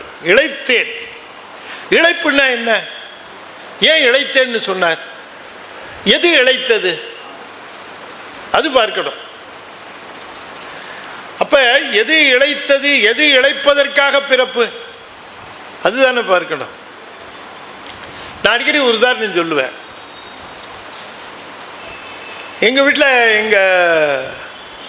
எங்கள் வீட்டு அம்மா தோடு மாற்றணுன்னாங்க. என்ன மாற்றணுன்னாங்க? தோடு மாற்றணுன்னாங்க. எங்கள் வீட்டு அம்மா இல்லை, எல்லா வீட்டு அம்மா அந்த வேலையை தான் செய்கிறாங்க. தோடு மாற்றணும், மூக்குத்தியை மாற்றணும், அதை மாற்றணும், இதை மாற்றணும் அப்படிம்பாங்க. நான் ரொம்ப சந்தோஷப்படுவேன். ஏன்னு கேட்டிங்கன்னா, வாங்கணும்னு சொல்லாமல் மாற்றணும்னு தானே சொல்கிறாங்க. சரி, பெரிய பாத்தகம் ஒன்றும் இருக்காது அப்படின்ட்டு சரின்ட்டு போவேன். இந்த தோடில் அவங்க போன உடனே இதை போட்டுட்டு வேறு தோடு எடுத்துக்கிட்டான். அவன் அந்த பிஸ்னஸ் தான் அவனுக்கு ரொம்ப பிடிக்கும். நகை கடையிலையும் கூட புதுசாக வாங்குறது அட்ராக்டிவாக இருக்காது அவனுக்கு. போட்டுட்டு எடுத்தா தான், ஏன்னா இப்போ போட்டுட்டு எடுக்கிற நகைத்தானே திரும்ப நமக்கு போட்டு தள்ளுறான் இல்லை. அதெல்லாம் இல்லை, தங்கம் போய் கோளாறு இல்லை வாங்கிக்கிட்டு வந்தால் நமக்கு தங்கம் கொடுக்குறாங்க இல்லை, அதே தங்கம் தான் திரும்ப திரும்ப. அதனால் தங்கம் ப்ரொக்யூர் பண்ண வேண்டிய அவசியம் இல்லை, தங்கம் ஸ்டாக்குக்கு வந்துடுது இல்லை. அதனால் வாங்கிட்டு கொடுக்கறதுனா அவனுக்கு ரொம்ப சந்தோஷமாக இருக்கும். அதனால் இந்த தோடை போட்டு வேறு தோடு எடுக்கணும், அவ்வளோதானே, செஞ்சிடலாம். அதை போய் இந்த தோடை நீங்கள் வெயிட்டு போட்டு வாங்கன்னு முதல்ல வெயிட்டு போட்டு சொல்லிட்டு அதுக்கப்புறம் எவ்வளோ அப்படின்னுட்டு அது சொல்ல. அப்புறமா சார் இவ்வளோ ரூபாய் நீங்கள் கொடுக்கணும் சார், நீங்கள் எடுத்துருக்கிற வீட்டுக்கு எக்ஸஸ் அப்படி. சரி தரேன்னு. சார் இப்போ நான் அப்ராக்சிமேட் வெயிட்டு தான் போட்டேன், உங்களுக்கு அப்ராக்சிமேட்டாக தான் வெயிட்டு போட்டேன். இப்போ தோட்டில் அழுக்கெல்லாம் இருக்கும், அதெல்லாம் எடுத்துடணும். செம்பு இருக்கும், அதெல்லாம் எடுத்துடணும். இந்த செம்பை எடுத்துட்டா அதுக்கப்புறம் எவ்வளோ பியூராக கோல்டு இருக்கோ அந்த கோல்டுக்கு தான் நாங்கள் வேல்யூ போடுவோம். இப்போ நம்ம போய் தங்கம் வாங்குறோமே நகை, அதுக்கு பியூராக அதுக்கு எவ்வளோ கோல்டோ அதுக்கு மட்டுமா விலையை போடுறான்? அதில் இருக்க செம்புக்கும் சேர்த்து தானே தங்க காசு போடுறான். அப்படி தானே? இப்படிலாம் பார்த்தா நகையை வாங்க முடியாது, வாங்கவே முடியாது. எப்படி வி ஆர் பீயிங் சீட்டட் அப்படிங்கிறது நாம் பார்த்தோம்னா ரொம்ப கஷ்டமாக தான் இருக்கும். ஆனால் அதுதானே பிஸ்னஸ்ஸுங்கிறாங்க. அப்புறம் சரி நம்ம அதுலேயே போய் சொல்லிகிட்டு இருப்பானே, ரைட்டு ஏதோ ஒன்று அப்படி நடக்குது. சரி நீங்கள் போய் இதை அந்த செம்பெல்லாம் எடுத்துடணும் அப்படின்னு. அதுக்கு என்ன பண்ணுறதுன்னா, ஒன்றில் நம்ம இங்கே தான் நம்ம ஆசாரி இருக்கார், இங்கே கொண்டு போய் வச்சிங்கன்னா கொடுத்துட்டு நல்லா அவ்வளோ பெரிய தோடு அழகா, ஏங்க இந்த தோட்டை கொடுக்குறேன்னு வந்துட்டேன். அப்புறம் என்ன, ரெண்டையும் கொண்டு கொடுத்தாரு. அவர் ஒரு அவன் ஒன்று வச்சுருந்தார், அதை திறந்தான். ஒரு இது பிளேட்டில் அதை போட்டுட்டு, அம்மா வச்சிரவா கேட்குறாரு. அது ஒரு தடவை கேட்டுக்கிறாரு அந்த ஆசாரி, வச்சிரவா அப்படின்னு. வச்சிருக்கேன். நல்லா எவ்வளோ பெரிய தோடு வச்சுட்டு உள்ளுக்குள்ளே வச்சார். ஒரு ஜாஸ்தி நிமிஷம் கூட கிடையாது, ஒரு 3 மினிட்ஸ் தான் இருக்கும். 3 மினிட்ஸ் டக்குன்னு திரும்ப அப்படி எடுத்தார். அதையே எடுத்தார், ரெண்டையும் எடுத்தார். இக்கிறோண்டு 2 இருந்தது. அதை அப்படியே கொஞ்சம் ப்ரெஷ்ஷை போட்டு தரிச்சு, கொஞ்சம் தண்ணியில் போட்டு ப்ரெஷ்ஷை போட்டு தரிச்சு அது 2 இப்படி வச்சார். எங்கள் வீட்டு அம்மாவுக்கு அதை பார்த்தவொன்னே ஒரே அதிர்ச்சி. நம்ம கொடுத்த தோடா இது அப்படின்ட்டு. என்னங்க இப்படி இழைச்சி போச்சுன்னாங்க. என்ன இப்படி இழைச்சி, அவங்க தெரியாமல் சொன்னாங்க, அவங்களே அறியாமல் சொன்னாங்க. என்னங்க இப்படி இழைச்சி போச்சுன்னாங்க. ஏன் இழைச்சி போச்சு? செம்பெல்லாம் போச்சு, இழைச்சி போச்சு. ஆணவ மலமெல்லாம் போயிடுச்சு, எனக்கு எல்லா பிறப்பும் எடுத்து நான் இழைச்சி போயிட்டேன். இந்த இழைத்தேன்னா ஆணவ மலம் முழுக்க போயிடுச்சுங்கிறாரு. எல்லா பிறப்பும் பிறந்து இழைத்தேன். ஆணவ மலம் நீங்க பெற்று செம்பு நீக்க பெற்ற தங்கம் போல இழைத்தேன். அப்ப என்ன பண்ணுச்சு? இந்த இழைத்த காரணத்தினாலே மெய்யே உன் பொன்னடிகள் கண்டு இன்று வீடுற்றேன். அதனால அப்ப அந்த இழைப்பு வந்தா தான் வீடு. இழைப்பு வரலைன்னா வீடு இல்லை. இழைச்சோம்னா வீட்டுக்கு போயிடுவோம். இழைக்கிற வரைக்கும் எவ்வளோ சுத்த முடியுமோ அவ்வளோ சுற்றுவோம் இல்லையா? கொஞ்சம் இழைப்பும் களைப்பும் அதுக்கப்புறம் வீட்டை தேடி போக ஆரம்பிச்சிடுவோம். ஆகையினால மெய்யே என்றார். மெய் எப்போ தெரிஞ்சுது? நான் இழைச்சி போனதுக்கு பிறகு எனக்கு மெய் தெரிந்தது. மெய்யே, மெய்ப்பொருளே. இதுவரைக்கும் என்னோட சேர்ந்திருந்ததெல்லாம் பொய்ப்பொருள். அதெல்லாம் விலகினதுக்கப்புறம் மெய் கண்ணுக்கு நல்லா தெளிவாக தெரியுது. அதுக்கு முன்னால் மெய் தெரியல. பொய்யோடு சேர்ந்து இருக்கிற பொழுது எல்லாம் பொய் மயமாக இருக்கிற காரணத்தினால அது சொல்லுவார், கீழியும் சொல்லுவார். அது மெய் தெரிஞ்சுது. மெய்யே வந்திருக்கிறது மெய்யே, அது பொய்யல்ல, வந்திருக்கிறது சிவமே மெய்யேன்னார். அதை திரும்ப அவங்க சொல்லுகிறார். அவர் யாரையாவது பார்த்துட்டு கடவுள் வந்துட்டாருன்னு நினச்சிருப்பாரோ? வந்தது சிவபெருமான் தான் என்பதை அவர் வேற யாரையாவது பார்த்துட்டு ஒரு அடியார் வந்திருக்கலாம் நினச்சிருக்கலாமே. வந்தது சிவமே மெய்யே, சிவமே மெய்யே, மெய்யேன்னு கூப்பிடுறார். மெய்யே, மெய்ப்பொருளே. எல்லா பிறப்பும் பிறந்திழைத்தேன் எம்பெருமான், மெய்யே உன் பொன்னடிகள் கண்டு இன்று வீடுற்றேன். இன்று வீடு உற்றேன்னாரு. இன்று வீடு உற்றேன்னா இன்று கண்டேன், நிச்சயமாக எனக்கு வீடு பேரு நிச்சயம். அதனால் இன்றுன்னு சொன்னார். இன்னும் தில்லைக்கு போகணும், தில்லையில் போய் அந்த பெருமானை அழைச்சிக்கிட்டு போகணும், அதெல்லாம் இருக்குது. எப்போ திருவடி தெரிஞ்சதோ அப்பொழுதே பையனுக்கு கொஸ்டின் பேப்பரை பார்த்தவொடனே தெரிஞ்சிடும் அடுத்த செப்டம்பர் எப்போ.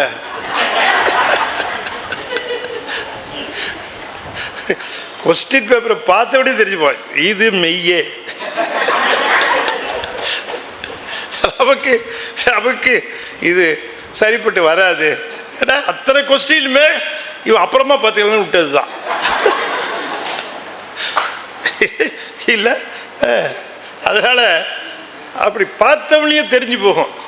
உண்மை பையனுக்கு நல்லா தெளிவாக தெரியும். ஆனால் பையன் மற்றவன்கிட்ட தான் சொல்லிட்டு இருப்பானே தவிர ஒரு 60 வரும், ஒரு 70 வரும், 80 வரும் அப்படி சொல்லுவானே தவிர உள்ளுகள் தெரியும் இது எப்படியும் அடுத்தது தான் அப்படின்ட்டு அவளுக்கு தெரிஞ்சு போகும், தெளிவாக தெரிஞ்சு போயிடும் அவளுக்கு. ஆகையினால அந்த பார்த்தவனைய பொய்ப்பொருள்கள்லாம் நீங்கள் ஒன்று பார்த்தவொடனே இது மெய்யே, இனிமேல் எனக்கு வீடு பேர் தான் ஐயா அப்படின்னு டிசைட் பண்ணிட்டார். அது பார்த்தவொடனே எனக்கு வீடு பேர் தான். இதோ வந்து உட்கார்ந்துருக்காரு, எனக்கு அருள் செய்வதற்காக உட்கார்ந்துருக்காரு. உட்கார்ந்துருக்கிறது மட்டும் இல்லை, என்னை வான்னு கூப்பிட்றாரு. வா இங்கே வா அப்படின்னு அவர் வான்னு கூப்பிடாம என் காலே வந்திருக்காது. அப்படியே ஆணி அரைஞ்ச மாதிரி அந்த தரைக்குள்ளே பதிஞ்சு போய் கிடக்குது. பார்த்தா இந்த கண்ணு வழியாக போன அந்த அதிர்ச்சி அலைகள் இந்த உயிருக்கு சென்று, இந்த உயிர் இதுவரைக்கும் உலகப் பொருள்களை கண்டே செய்திகள் அனுப்பி கொண்டிருந்தது. இப்பொழுது பொறிபுலன்கள் அத்தனையும் ஒரு மெய்ப்பொருளை பார்த்த பிறகு அருள்மயமாகி போய் நின்று அதனை தெரிவிக்கின்ற செய்திகள் ஆற்ற முடியாமல் நின்று கொண்டிருந்தேன். கால் தரையிலிருந்து அப்படியே பதிஞ்சு போன மாதிரி, என்னவோ காலை தரையோடு சேர்த்து கட்டிட்ட மாதிரி பிணித்து விட்டது போல இருந்தது. ஆனால் அவர் வா வா என்று சொன்னதுனால விடுபட்டேன். அதனால தான் விடுபடுவதற்குத்தான் நீ வா என்று அழைக்க வேண்டும் என்று சொல்லுகிறார். நீ வானாம நான் விடுபட முடியாது. நீ எனக்கு நீ என் கூட வரியான்லாம் கேட்டுட்டு இருக்காத, வான்னு சொல்லிடு, நான் கிளம்பிடுவேன் என்று சொல்லுகிறார். வருகை என்று அருள் புரியாய். நானா நீ வந்துறியா வான்னு சொன்னா தனியா வருவான், வான்னு சொல்லு என்ன. அதுதான் சொல்லுகிறார். கண்ணப்பன் ஒப்பதோர் அன்பின்மை கண்டபின். அந்த அளவுக்கெல்லாம் எனக்கு அன்பு கிடையாது. கண்ணப்பன் ஒப்பதோர் அன்பின்மை கண்டபின் என்னப்பன் என்னொப்பில் என்னையும் ஆண்டு கொண்டருளி. மணிவாசகர் சொல்றாரு, ரொம்ப அன்பு வேணுங்கிறது இல்லையா, கொஞ்சம் அன்பு இருந்தால் கூட போதும். அந்த அன்பை கான்சென்ட்ரேட்டடாக கொடு போதும். நிறைய அன்பு தான் கொடுத்தா தான்.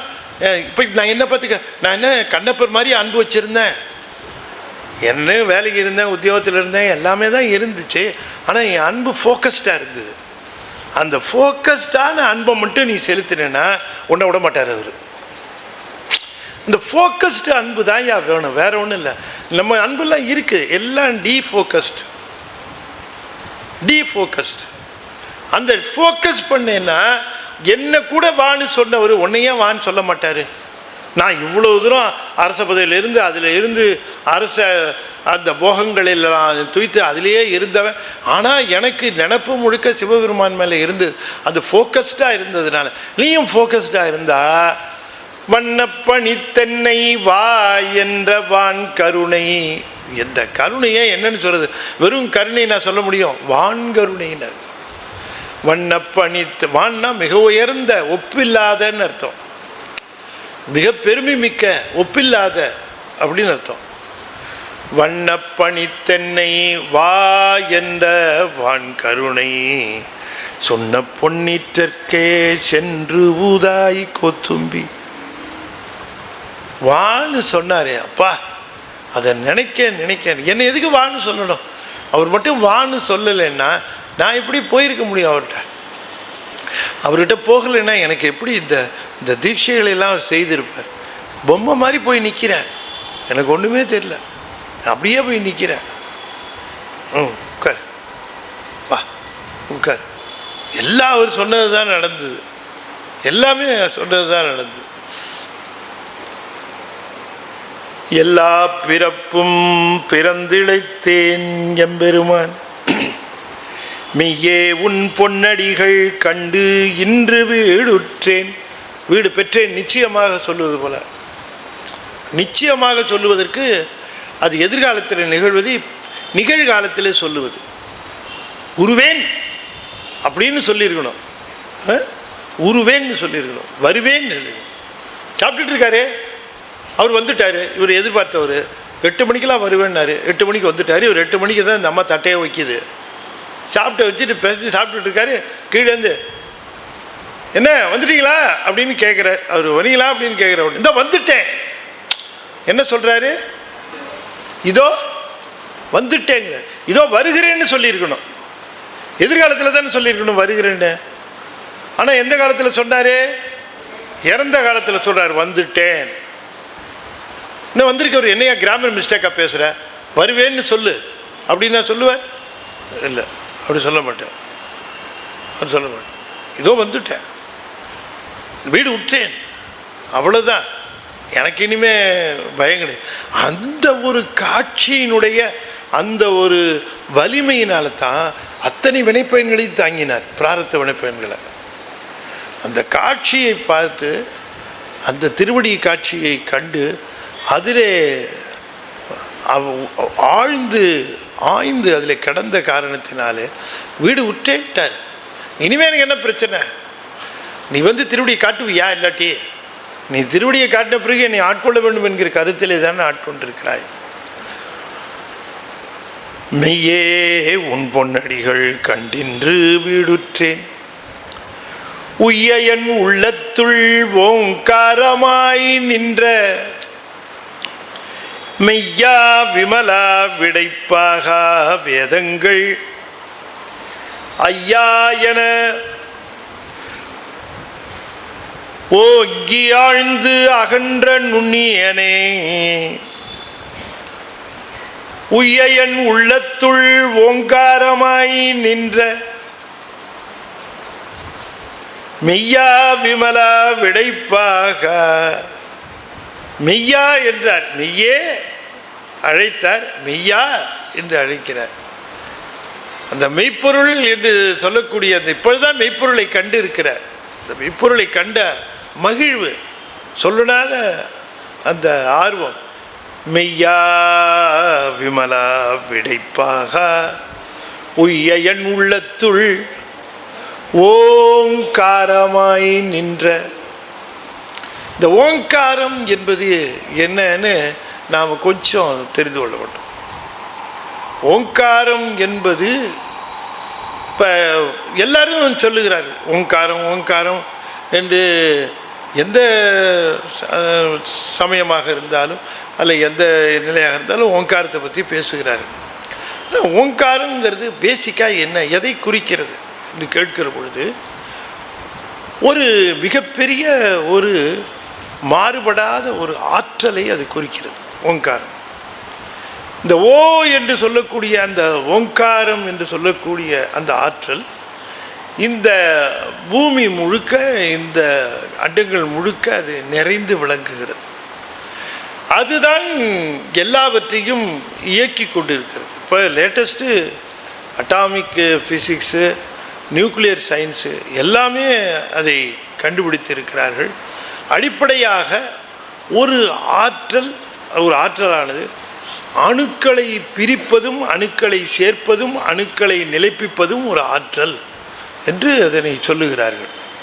இப்போ இந்த ஆற்றலைத்தான் நாம் ஓங்காரம் என்று சொல்லுகிறோம். ஒன்று வேணால் ஒரு டம்ளரை, வெறும் டம்ளரை எடுத்து இப்படி காதில் வச்சுக்கிட்டீங்கன்னு வச்சுக்கோங்க, அந்த ஓன்னு ஒரு சவுண்டு வரும், ஒரு இறைச்சி. நீங்கள் பல்வேறு ஒரு ஒரு மார்க்கெட் இருக்குது, நீங்கள் ரொம்ப தள்ளி இருக்கிறீங்க, அங்கேருந்து ஒலி வருகிறதுனா அதனுடைய திரட்சி பார்த்தீங்கன்னா அது ஓன்னு தான் இருக்கும். கடல் அலை எழுப்புகிற பொழுது ஓ என்று. அப்போ இந்த ஓ என்கிற ஒலி எப்போ கேட்கிறதுனா மற்ற ஒலிகள் அடங்கிய பிறகு கேட்கிறது.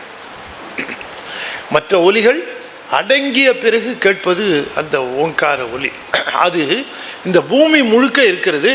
அதுதான் இயக்கத்தை செய்து கொண்டு இருக்கிறது. அது ஒரு அந்த ஒலி என்று சொல்லுவதை விட ஒரு ஆற்றல் என்று அதனை சொல்லணும். ஏன் அதனை ஆற்றல் என்று சொல்ல வேண்டும் என்று சொன்னால், அந்த ஆற்றல் படைத்தல் காத்தல். இந்த ஓ என்கிற ஒலியை பிரித்து பார்த்தால் அது அ என்கிற ஒலியாகவும் ஊ என்கிற ஒலியாகவும் இம் என்கிற ஒலியாகவும் அது பிரியுது.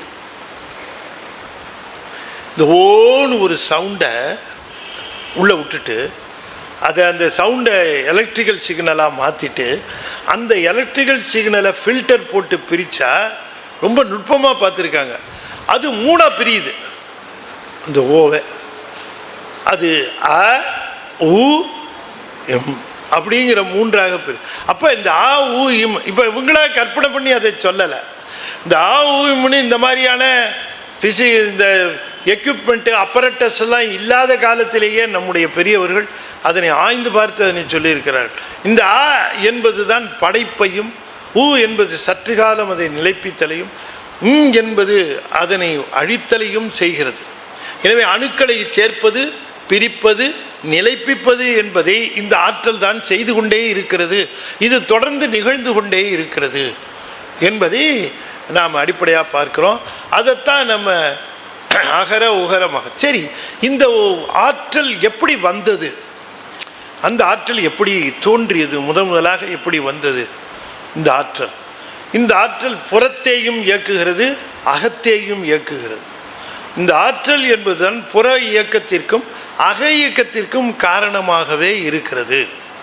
இந்த ஆற்றல் எப்படி தோன்றுகிறது, இந்த ஆற்றல் இல்லை என்றால் எப்படி நமக்கு இந்த இயக்கங்கள் நிகழ முடியும், இந்த ஆற்றல் எவ்வாறு நிகழ்கிறது என்று கேட்கிற பொழுது அதனை சைவ சித்தாந்தம் ரொம்ப அற்புதமாக விவரித்திருக்கிறது. இப்போ இந்த படைப்பு காத்தல் ஒடுக்கம் என்று சொல்லக்கூடிய இந்த பிரபஞ்சத்தை முதல்ல உற்பத்தி பண்ண வேண்டும். பிரபஞ்சத்தை இந்த பிரபஞ்சத்தை உற்பத்தி பண்ண வேண்டும் என்று சொல்லுகிற பொழுது அது அசுத்த மாயையிலிருந்து அதை பண்ணணும். ஆனால் அசுத்த மாயை என்று சொல்லக்கூடியது ஒரு பெரும் ஆற்றல். அந்த அசுத்த மாயை, சுத்த மாயையும் அதை விட ஒரு பெரிய ஆற்றல்.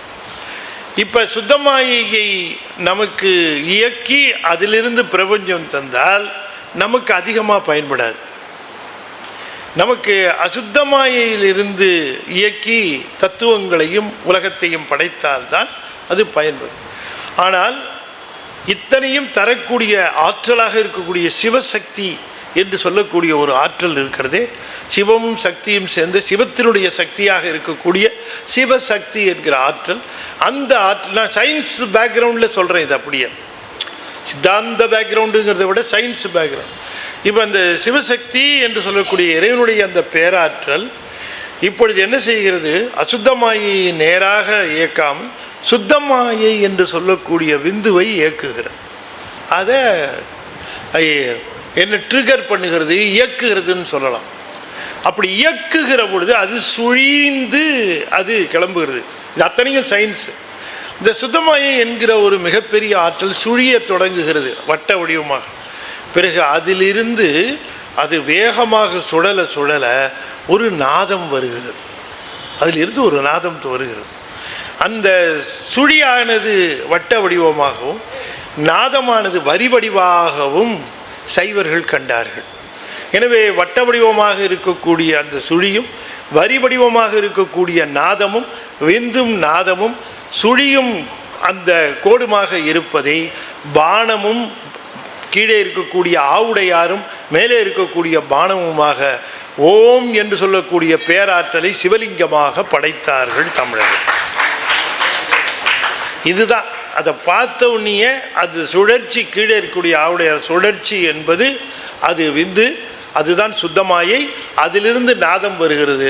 நாதத்திலிருந்து அத்தனை விதமான தத்துவங்கள் உலகங்கள் அத்தனையும் படைக்கப்பெறுகிறது. எனவே இந்த விந்துவும் நாதமும் சேர்ந்தது தான் ஆற்றலாக பிறக்கிறது. எனவே நாதம் என்கிற ஆற்றலாக பிறந்து அத்தனை படைப்புகளையும் அது செய்கிறது. இந்த ஓம்காரம் என்பது சுத்தமாயையில் தோன்றிய காரணத்தினாலே அது திரிவுபடுவதில்லை. அசுத்தமாயையில் பிறந்தது எல்லாமே திரிவுபடும், ஒன்று இன்னொன்றா மாறும், பரிணாம வளர்ச்சி உண்டு. ஆனால் ஓம்காரம் அப்படி கிடையாது. அதனால தான் அந்த சத்தங்களையெல்லாம் அடக்குனா ஓம்காரம் தனியாக தெரியும், அது மாறாது. எல்லா அந்த ஒலிகளையும் அடக்கினால் அது தெரியும். ஒலிகள் ரெண்டு விதம், இதை நீங்கள் ஞாபகத்தில் வச்சுக்கோங்க. ஒலிகள் இரண்டு விதம், அதை நீங்கள் அடிப்படையாக மனதிலே ஏற்றுக்கொள்ள வேண்டும். இப்போ ஓசை என்று சொல்லுகிற பொழுது அது பூத தத்துவத்தினுடைய அது தன்மாத்திரையாக விளங்குகிறது. அந்த தன்மாத்திரையிலிருந்து பூதம் தோன்றியது, ஆகாசம் தோன்றியது என்று சொல்வார்கள். அப்போ அதிலிருந்து தானே சவுண்டு வந்தது என்று சொல்லலாம். நல்ல தெளிவாக ரெண்டு ஒலிகள். ஒரு ஒலி விந்துவிலிருந்து கிளம்புகிற நாதத்தை அடிப்படையாக கொண்டு தோன்றுகிற ஒலிகள். அவை அக்கரங்களோடு கலந்து, அக்ஷரங்கள் எழுத்துக்கள் இவற்றோடு கலந்து ஒரு பொருளை குறிப்பதாக வரும். அச்சரங்களோடு கலந்து ஒரு பொருளை குறிப்பதாக வரும் அந்த ஒலிகள். நாம் பேசுறது அத்தனையும் சுத்தமாயாக இருக்கக்கூடிய விந்துவிலிருந்து வந்தது, ஆகாசத்திலிருந்து ஓசையிலிருந்து வருவதல்ல. எது எழுத்துக்களோடு கலவாமல் எது பொருளை குறியாமல் இருக்கிறதோ ஒலிகள், அவையெல்லாம் ஆகாசத்திலிருந்து சப்தத்திலிருந்து வருகின்ற ஒலிகளாக விளங்குகின்றன. எனவே இந்த இரண்டு ஒலிகளுக்கும் நமக்கு வேறுபாடு தெரியும். சாதாரண ஒலிகள் எந்த அக்ஷரமும் இல்லாம, இப்போ நான் பேசுகிறோன்னு நினச்சேன்னா அச்சர கலப்போடு தான் பேசியாகணும். இந்த அச்சரங்கள் எங்கே தோன்றும்னா ஓங்கார சக்தியிலிருந்து. அதுதான் நம்முடைய சூக்குமை, பைசந்தி, மத்திமை, வைகரி என்று வருகிறது. எனவே இந்த ஒலியினுடைய தோற்றம் எங்கிருந்து என்றால் அது சுத்தமாயையிலிருந்து வருகின்ற ஒன்று. அதனால் பேசுவது தெளிவுபடுத்தி சுத்தப்படுத்தி கொண்டாலே நமக்கு சுத்தமான நிலை ஆன்மாவிற்கு நிகழ்கிறது. அதுதான் நமக்கு சுத்தமாக கொடுத்துருக்க. மித்த ஒலிகள் இருக்குன்னு வச்சுங்க. இப்போ வெறுமனே ஒரு காற்றை மட்டும் அனுப்புறது, சீக்கை அடிக்கிறது, ஒரு சீக்கை அடிக்கிற சீட்டு அடிக்கிறாங்கன்ற இது ஆகாசத்தை அடிப்படையாக கொண்டு வருகிற ஒலி. அது ஆகாசத்தை பேஸ் பண்ணி வருகிற அந்த சப்தம். அதனால தான் ரெண்டு இருக்குங்கிறதுனால தான் ஓசை ஒலியலாம் ஆனாயினியேனார் பெருமான். இந்த ஓசை என்பது நம்ம விந்திலிருந்து, அந்த விந்து என்று சொல்லக்கூடிய சூக்குமை பைசந்தி மத்திமை வைகரி என்பதிலிருந்து வருவது. அதனால தான் அந்த ஓங்காரம் என்பது அந்த விந்துவிலிருந்து தோன்றுகிற நாதம், அது ஓங்காரம். அதுதான் அத்தனை படைப்புகளுக்கும் காரணமாக இருக்கிறது, அத்தனை இயக்கங்களுக்கும் காரணமாக இருக்கிறது. வெளியிலே மட்டுமல்ல, உள்ளே உயிரினுடைய இயக்கத்திற்கும் அதுதான் காரணமாக இருக்கிறது. எனவே அதையே தான் நம்முடைய திருஞான சம்பந்த பெருமான் தொடங்குகிற பொழுது தோடுடைய செவியன் என்று சொன்னதற்கு காரணம் தகரத்தையும் ஓகாரத்தையும் சேர்த்து தோ என்று சொன்னார். தமிழுக்கே உரியது இந்த ஓங்காரம் என்று சொல்லுகிற காரணம் என்னன்னு சொல்லணும். எல்லாரும் தானே ஓங்காரம் உரியது என்று சொல்லுகிறார். தமிழில் மட்டும்தான் அந்த வடமொழியும் அந்த ஓங்காரத்தை பற்றி பேசுகிறது. ஆனால் தமிழில் மட்டும்தான் நெடில் ஓ உண்டு, வடமொழியில் கிடையாது. குறில் தான் உண்டு, ஒகரம் மட்டும்தான் உண்டு. ஓ என்பது தமிழில் மட்டும்தான். இந்த ஓசையை குறிக்கின்ற சொற்கள், ஒலியை குறிக்கின்ற சொற்கள் எல்லாமே எல்லா மொழிகளிலுமே ஓ என்கிற ஒலியை கொண்டிருக்காது. ஆனால் தமிழில் மட்டும்தான் ஓசை, ஒலி என்று ஓங்காரத்தையே குறியாக கொண்டு சொற்கள் விளங்குகின்றன. இது இன்னும் நிறைய சப்ஸ்டான்ஷியேட் பண்ணலாம். எனவே தமிழ் என்பது, அதனால தான் சுவாமி தோடுடைய செவியனில் ஓங்காரத்தை கொண்டு தொடங்குகிறார் தன்னுடைய தேவாரத்தை. ஓங்காரத்தை கொண்டு தொடங்குகிற பொழுது தகரத்தை ஏன் எடுத்துக்கொண்டார் என்று சொன்னால், இந்த வல்லமை உடையது தமிழ் மொழி. எனவே தமிழ் மொழியினுடைய முதல் எழுத்தாக இருக்கக்கூடிய அந்த தகரத்தையும் எடுத்துக்கொண்டு தாவமும் ஓவும், இந்த ஆற்றலும் இந்த தமிழும் இருந்தால் உனக்கு சிவ சன்னதி நிச்சயம் என்பதை காட்டுவதற்காக அந்த தோடுடைய செவியன் என்று ஆரம்பித்து கடைசியில் நம்முடைய திருமுறைகள் உலகலாம் என்று முடியும், இம் என்று முடியும். எனவே ஓவில் தொடங்கி முதல் திருமுறை முதல் எழுத்து ஓவில் தொடங்கி 12ஆம் திருமுறை நிறைவு எழுத்து இம் என்று முடிந்து ஓம் என்பதுதான் அந்த பெரும் ஆற்றலாக விளங்குவது தான் திருமுறைகள் என்பதை நமக்கு நிரூபித்து காட்டிக் கொண்டிருக்கின்றன. ஆகையினாலே இந்த ஓங்காரமாய் என்று சொல்லுவது, அதனால தான் அதுக்கு சிவன் கூட, அந்த ஓங்காரத்தை குறிக்கிறதுக்கு தான் சிவன் போடுறோம். சிவத்தினுடைய ஆற்றல், சிவசக்தியினுடைய ஆற்றல், அது அறிவுடைய ஆற்றல். மித்த அதுக்கு கீழே வர எல்லா ஆற்றலுமே அறிவில்லாத ஆற்றல். இந்த சுத்தமாயை முதற்கொண்டு அறிவில்லாத ஆற்றல். அதனை இயக்குவதிலே தொடங்கி அந்த தோ என்று சொல்லுவது போல அந்த ஓ என்கிற அந்த ஒலியானது சிவ சம்பந்தமானது. அந்த சிவ நிலையில் இப்படி நம்ம இந்த ஓவுக்கு வரி வடிவம் பண்ணணும்னு நினைக்கிறான் தமிழை. யோசிச்சு பாருங்க, இதுக்கு ஒரு வரி வடிவம் பண்ணணும். இமேஜின் பண்ணி பாருங்க, என்னவா போட்டிருக்கலாம். தமிழில் போடுகிற எல்லா மொழிகள்லையும் ஓ எழுத்த பாருங்க, தமிழில் இருக்கிற ஓ எழுத்தை மட்டும் பாருங்க. அந்த ஓ எப்படி இருக்குன்னா நம்முடைய செவி மாதிரி இருக்கும், அம்மா வயிற்றில் இருக்கக்கூடிய கருப்பை மாதிரி இருக்கும், கருப்பையில் வளர்கிற குழந்தை மாதிரி இருக்கும், நம்முடைய மலக்குடல் எப்படி இருக்கோ அது மாதிரி இருக்கும், நம்முடைய நெஞ்சகப்பை நம்முடைய இதயம் எப்படி இருக்கோ அது மாதிரி இருக்கும். அப்படி இந்த இடங்களெல்லாம் பார்த்து ஓங்காரம் குடிகொண்டு இருக்கக்கூடிய ஆற்றல், குடிகொண்டு இருக்கக்கூடிய பிரெயின் கூட அந்த ஓ வடிவத்தில் தான் இருக்குது. இதெல்லாம் ஆய்வு செய்து கண்டுபிடித்திருக்கிறார்கள். அப்படி எல்லாமே ஓ வடிவத்தில் இருக்கிறதுனால, இந்த வடிவத்தில் ஓங்காரங்க இடம்பெற்றிருப்பதனால அதுக்கு வரி வடிவம் கொடுக்கிற பொழுது இந்த ஷேப்பில் தான் கொடுக்கணும்னு ஓவுக்கு வரி வடிவம் போடுகிற பொழுது நம்முடைய செவி போலவே போட்டு அமைத்தான் தமிழன். வேற மொழியில் ஓன்ற வார்த்தைக்கு நீங்கள் எழுத்து பார்த்தீங்கன்னா அது கண்ணாமண்ணான வடிவத்தில் இருக்கும். ஆனால் தமிழ் வடிவம் ஒரு சிறப்பான வடிவத்தோடு அது விளங்கும். ஆகையினாலே இந்த ஓங்காரமாய் நின்ற என்றால் சிவமாய் நின்ற சிவ என்னை உள்ளே இயக்கி உலகத்தையும் இயக்கி என்னையும் இயக்கி கொண்டிருக்கிறது நீதான் என்று கண்டேன். மெய்யா மெய்யா விமலா விடைப்பாக வேதங்கள் ஐயா என ஓங்கி ஆழ்ந்தகன்ற நுண்ணியனே என்று சொல்லுகிறார்.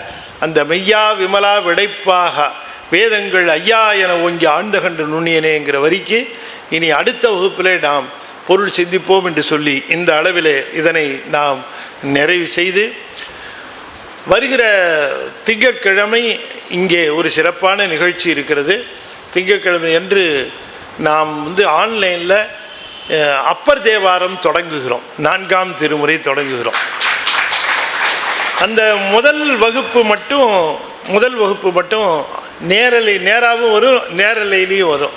அப்படி நேராக வருகிற பொழுது ஒரு விழாவாக வைத்திருக்கிறோம். திங்கக்கிழமைக்கு திங்கக்கிழமை எங்களுக்கு ஆஃபீஸ் இருக்குது அப்படின்னு எங்ககிட்ட நீங்கள் சொல்ல முடியாது. ஏன்னா திங்கக்கிழமை லீவு, மேடை. அதனால் அன்றைக்கி நீங்கள் வந்துடுறீங்க. 4 மணிக்கெல்லாம் இங்கே வந்து சம்பந்தம் குருக்கள் வரார். சம்பந்தம் குருக்கள் அற்புதமாக திருமுறை இன்னிசை வழங்குகிறார். அதற்கு பிறகு தொடர்ந்து அடியேன் 4ஆம் திருமுறையில் தேவாரத்தை தொடங்குகிறேன். அதற்கு பிறகு தொடர்ந்து ஆன்லைனில் அப்பர் தேவாரமானது வரும். நீங்கள் அதனை கேட்டு இன்புறலாம். அப்படி செய்திகள் இருக்குது அப்பர் தேவாரத்தில். அதனை நாம் தொடர்ந்து சிந்திக்க இருக்கிறோம் என்று சொல்லி அந்த நிகழ்வை சொல்லுகிறோம். அதற்கு பிறகு செவ்வாய் தொடங்கி செவ்வாய் புதன் வியாழன் 3 நாட்கள் ஆன்லைனில் திரு எழுகூற்றிருக்கை பற்றி விளக்கம் சொல்லுகிறேன். நீங்கள் அதையும் ஆன்லைனில் கேட்டு மகிழுங்கள். அடுத்த திருவாசக வகுப்பு அநேகமாக 2வது சனிக்கிழமை, அதாவது 13ஆம் தேதி அன்று வரும் என்று கருதுகிறேன். 13ஆம் தேதி அன்றைக்கு அடுத்த திருவாசக வகுப்பு. அப்படி ஏதாவது மாற்றம் இருக்குமானால் தெரிவிக்கப்படும். நீங்கள் எல்லோரும் சத்சங்கத்தில் உங்களுடைய எண்ணை பதிவு செய்து கொள்ளுங்கள். அதுதான் நமக்கு ஒரு செய்தி மாற்றி தரணும் அல்லது ஒரு இன்ஃபர்மேஷன் தரணும் என்று சொன்னால் அது உடனே உங்களுக்கு ரீச் ஆகிடும் வாட்ஸ்அப்பில். ஆகையினால் நீங்கள் வாட்ஸ்அப்பில் பதிவு செய்து கொள்ளுங்கள். கமலவண்ண சத்சங்கத்தோடு எல்லா நிகழ்ச்சிகளையும் நீங்கள் பெறலாம், அதனுடைய பயனையும் பெறலாம் என்று சொல்லி இந்த அளவில் அடியன் எழுதிய ஞானக்குழந்தை அடியன் எழுதிய நூல்கள் இங்கே இருக்கின்றன. ஞானக்குழந்தை புத்தகம் திருஞான சம்பந்தருடைய வாழ்க்கை வரலாற்றை காமிக் புக்கமாக சொல்லுது. அதையும் நீங்கள் குழந்தைகளுக்கு ப்ரெசண்ட்டாக வாங்கி கொடுக்கலாம். ஞானத்திரளில் நீங்கள் அங்கத்தினராக சேர வேண்டும், மற்றவர்களையும் ஆற்றுப்படுத்த வேண்டும். நிறைய வாசகர்கள் இருந்தால்தான் அந்த பத்திரிகை நிலைத்து நிற்கும். அதற்கு உங்கள் ஆதரவு தேவை. உங்களுடைய உறவினர்கள் நண்பர்கள் இவர்களை சேர்த்து விடுங்கள். பிஆர்ஓ வந்திருக்கிறாங்க, உதயாசிரியர் வந்திருக்கிறாங்க, உங்கள் பேரை கொடுத்து நீங்கள் சேர்ந்துக்கலாம்.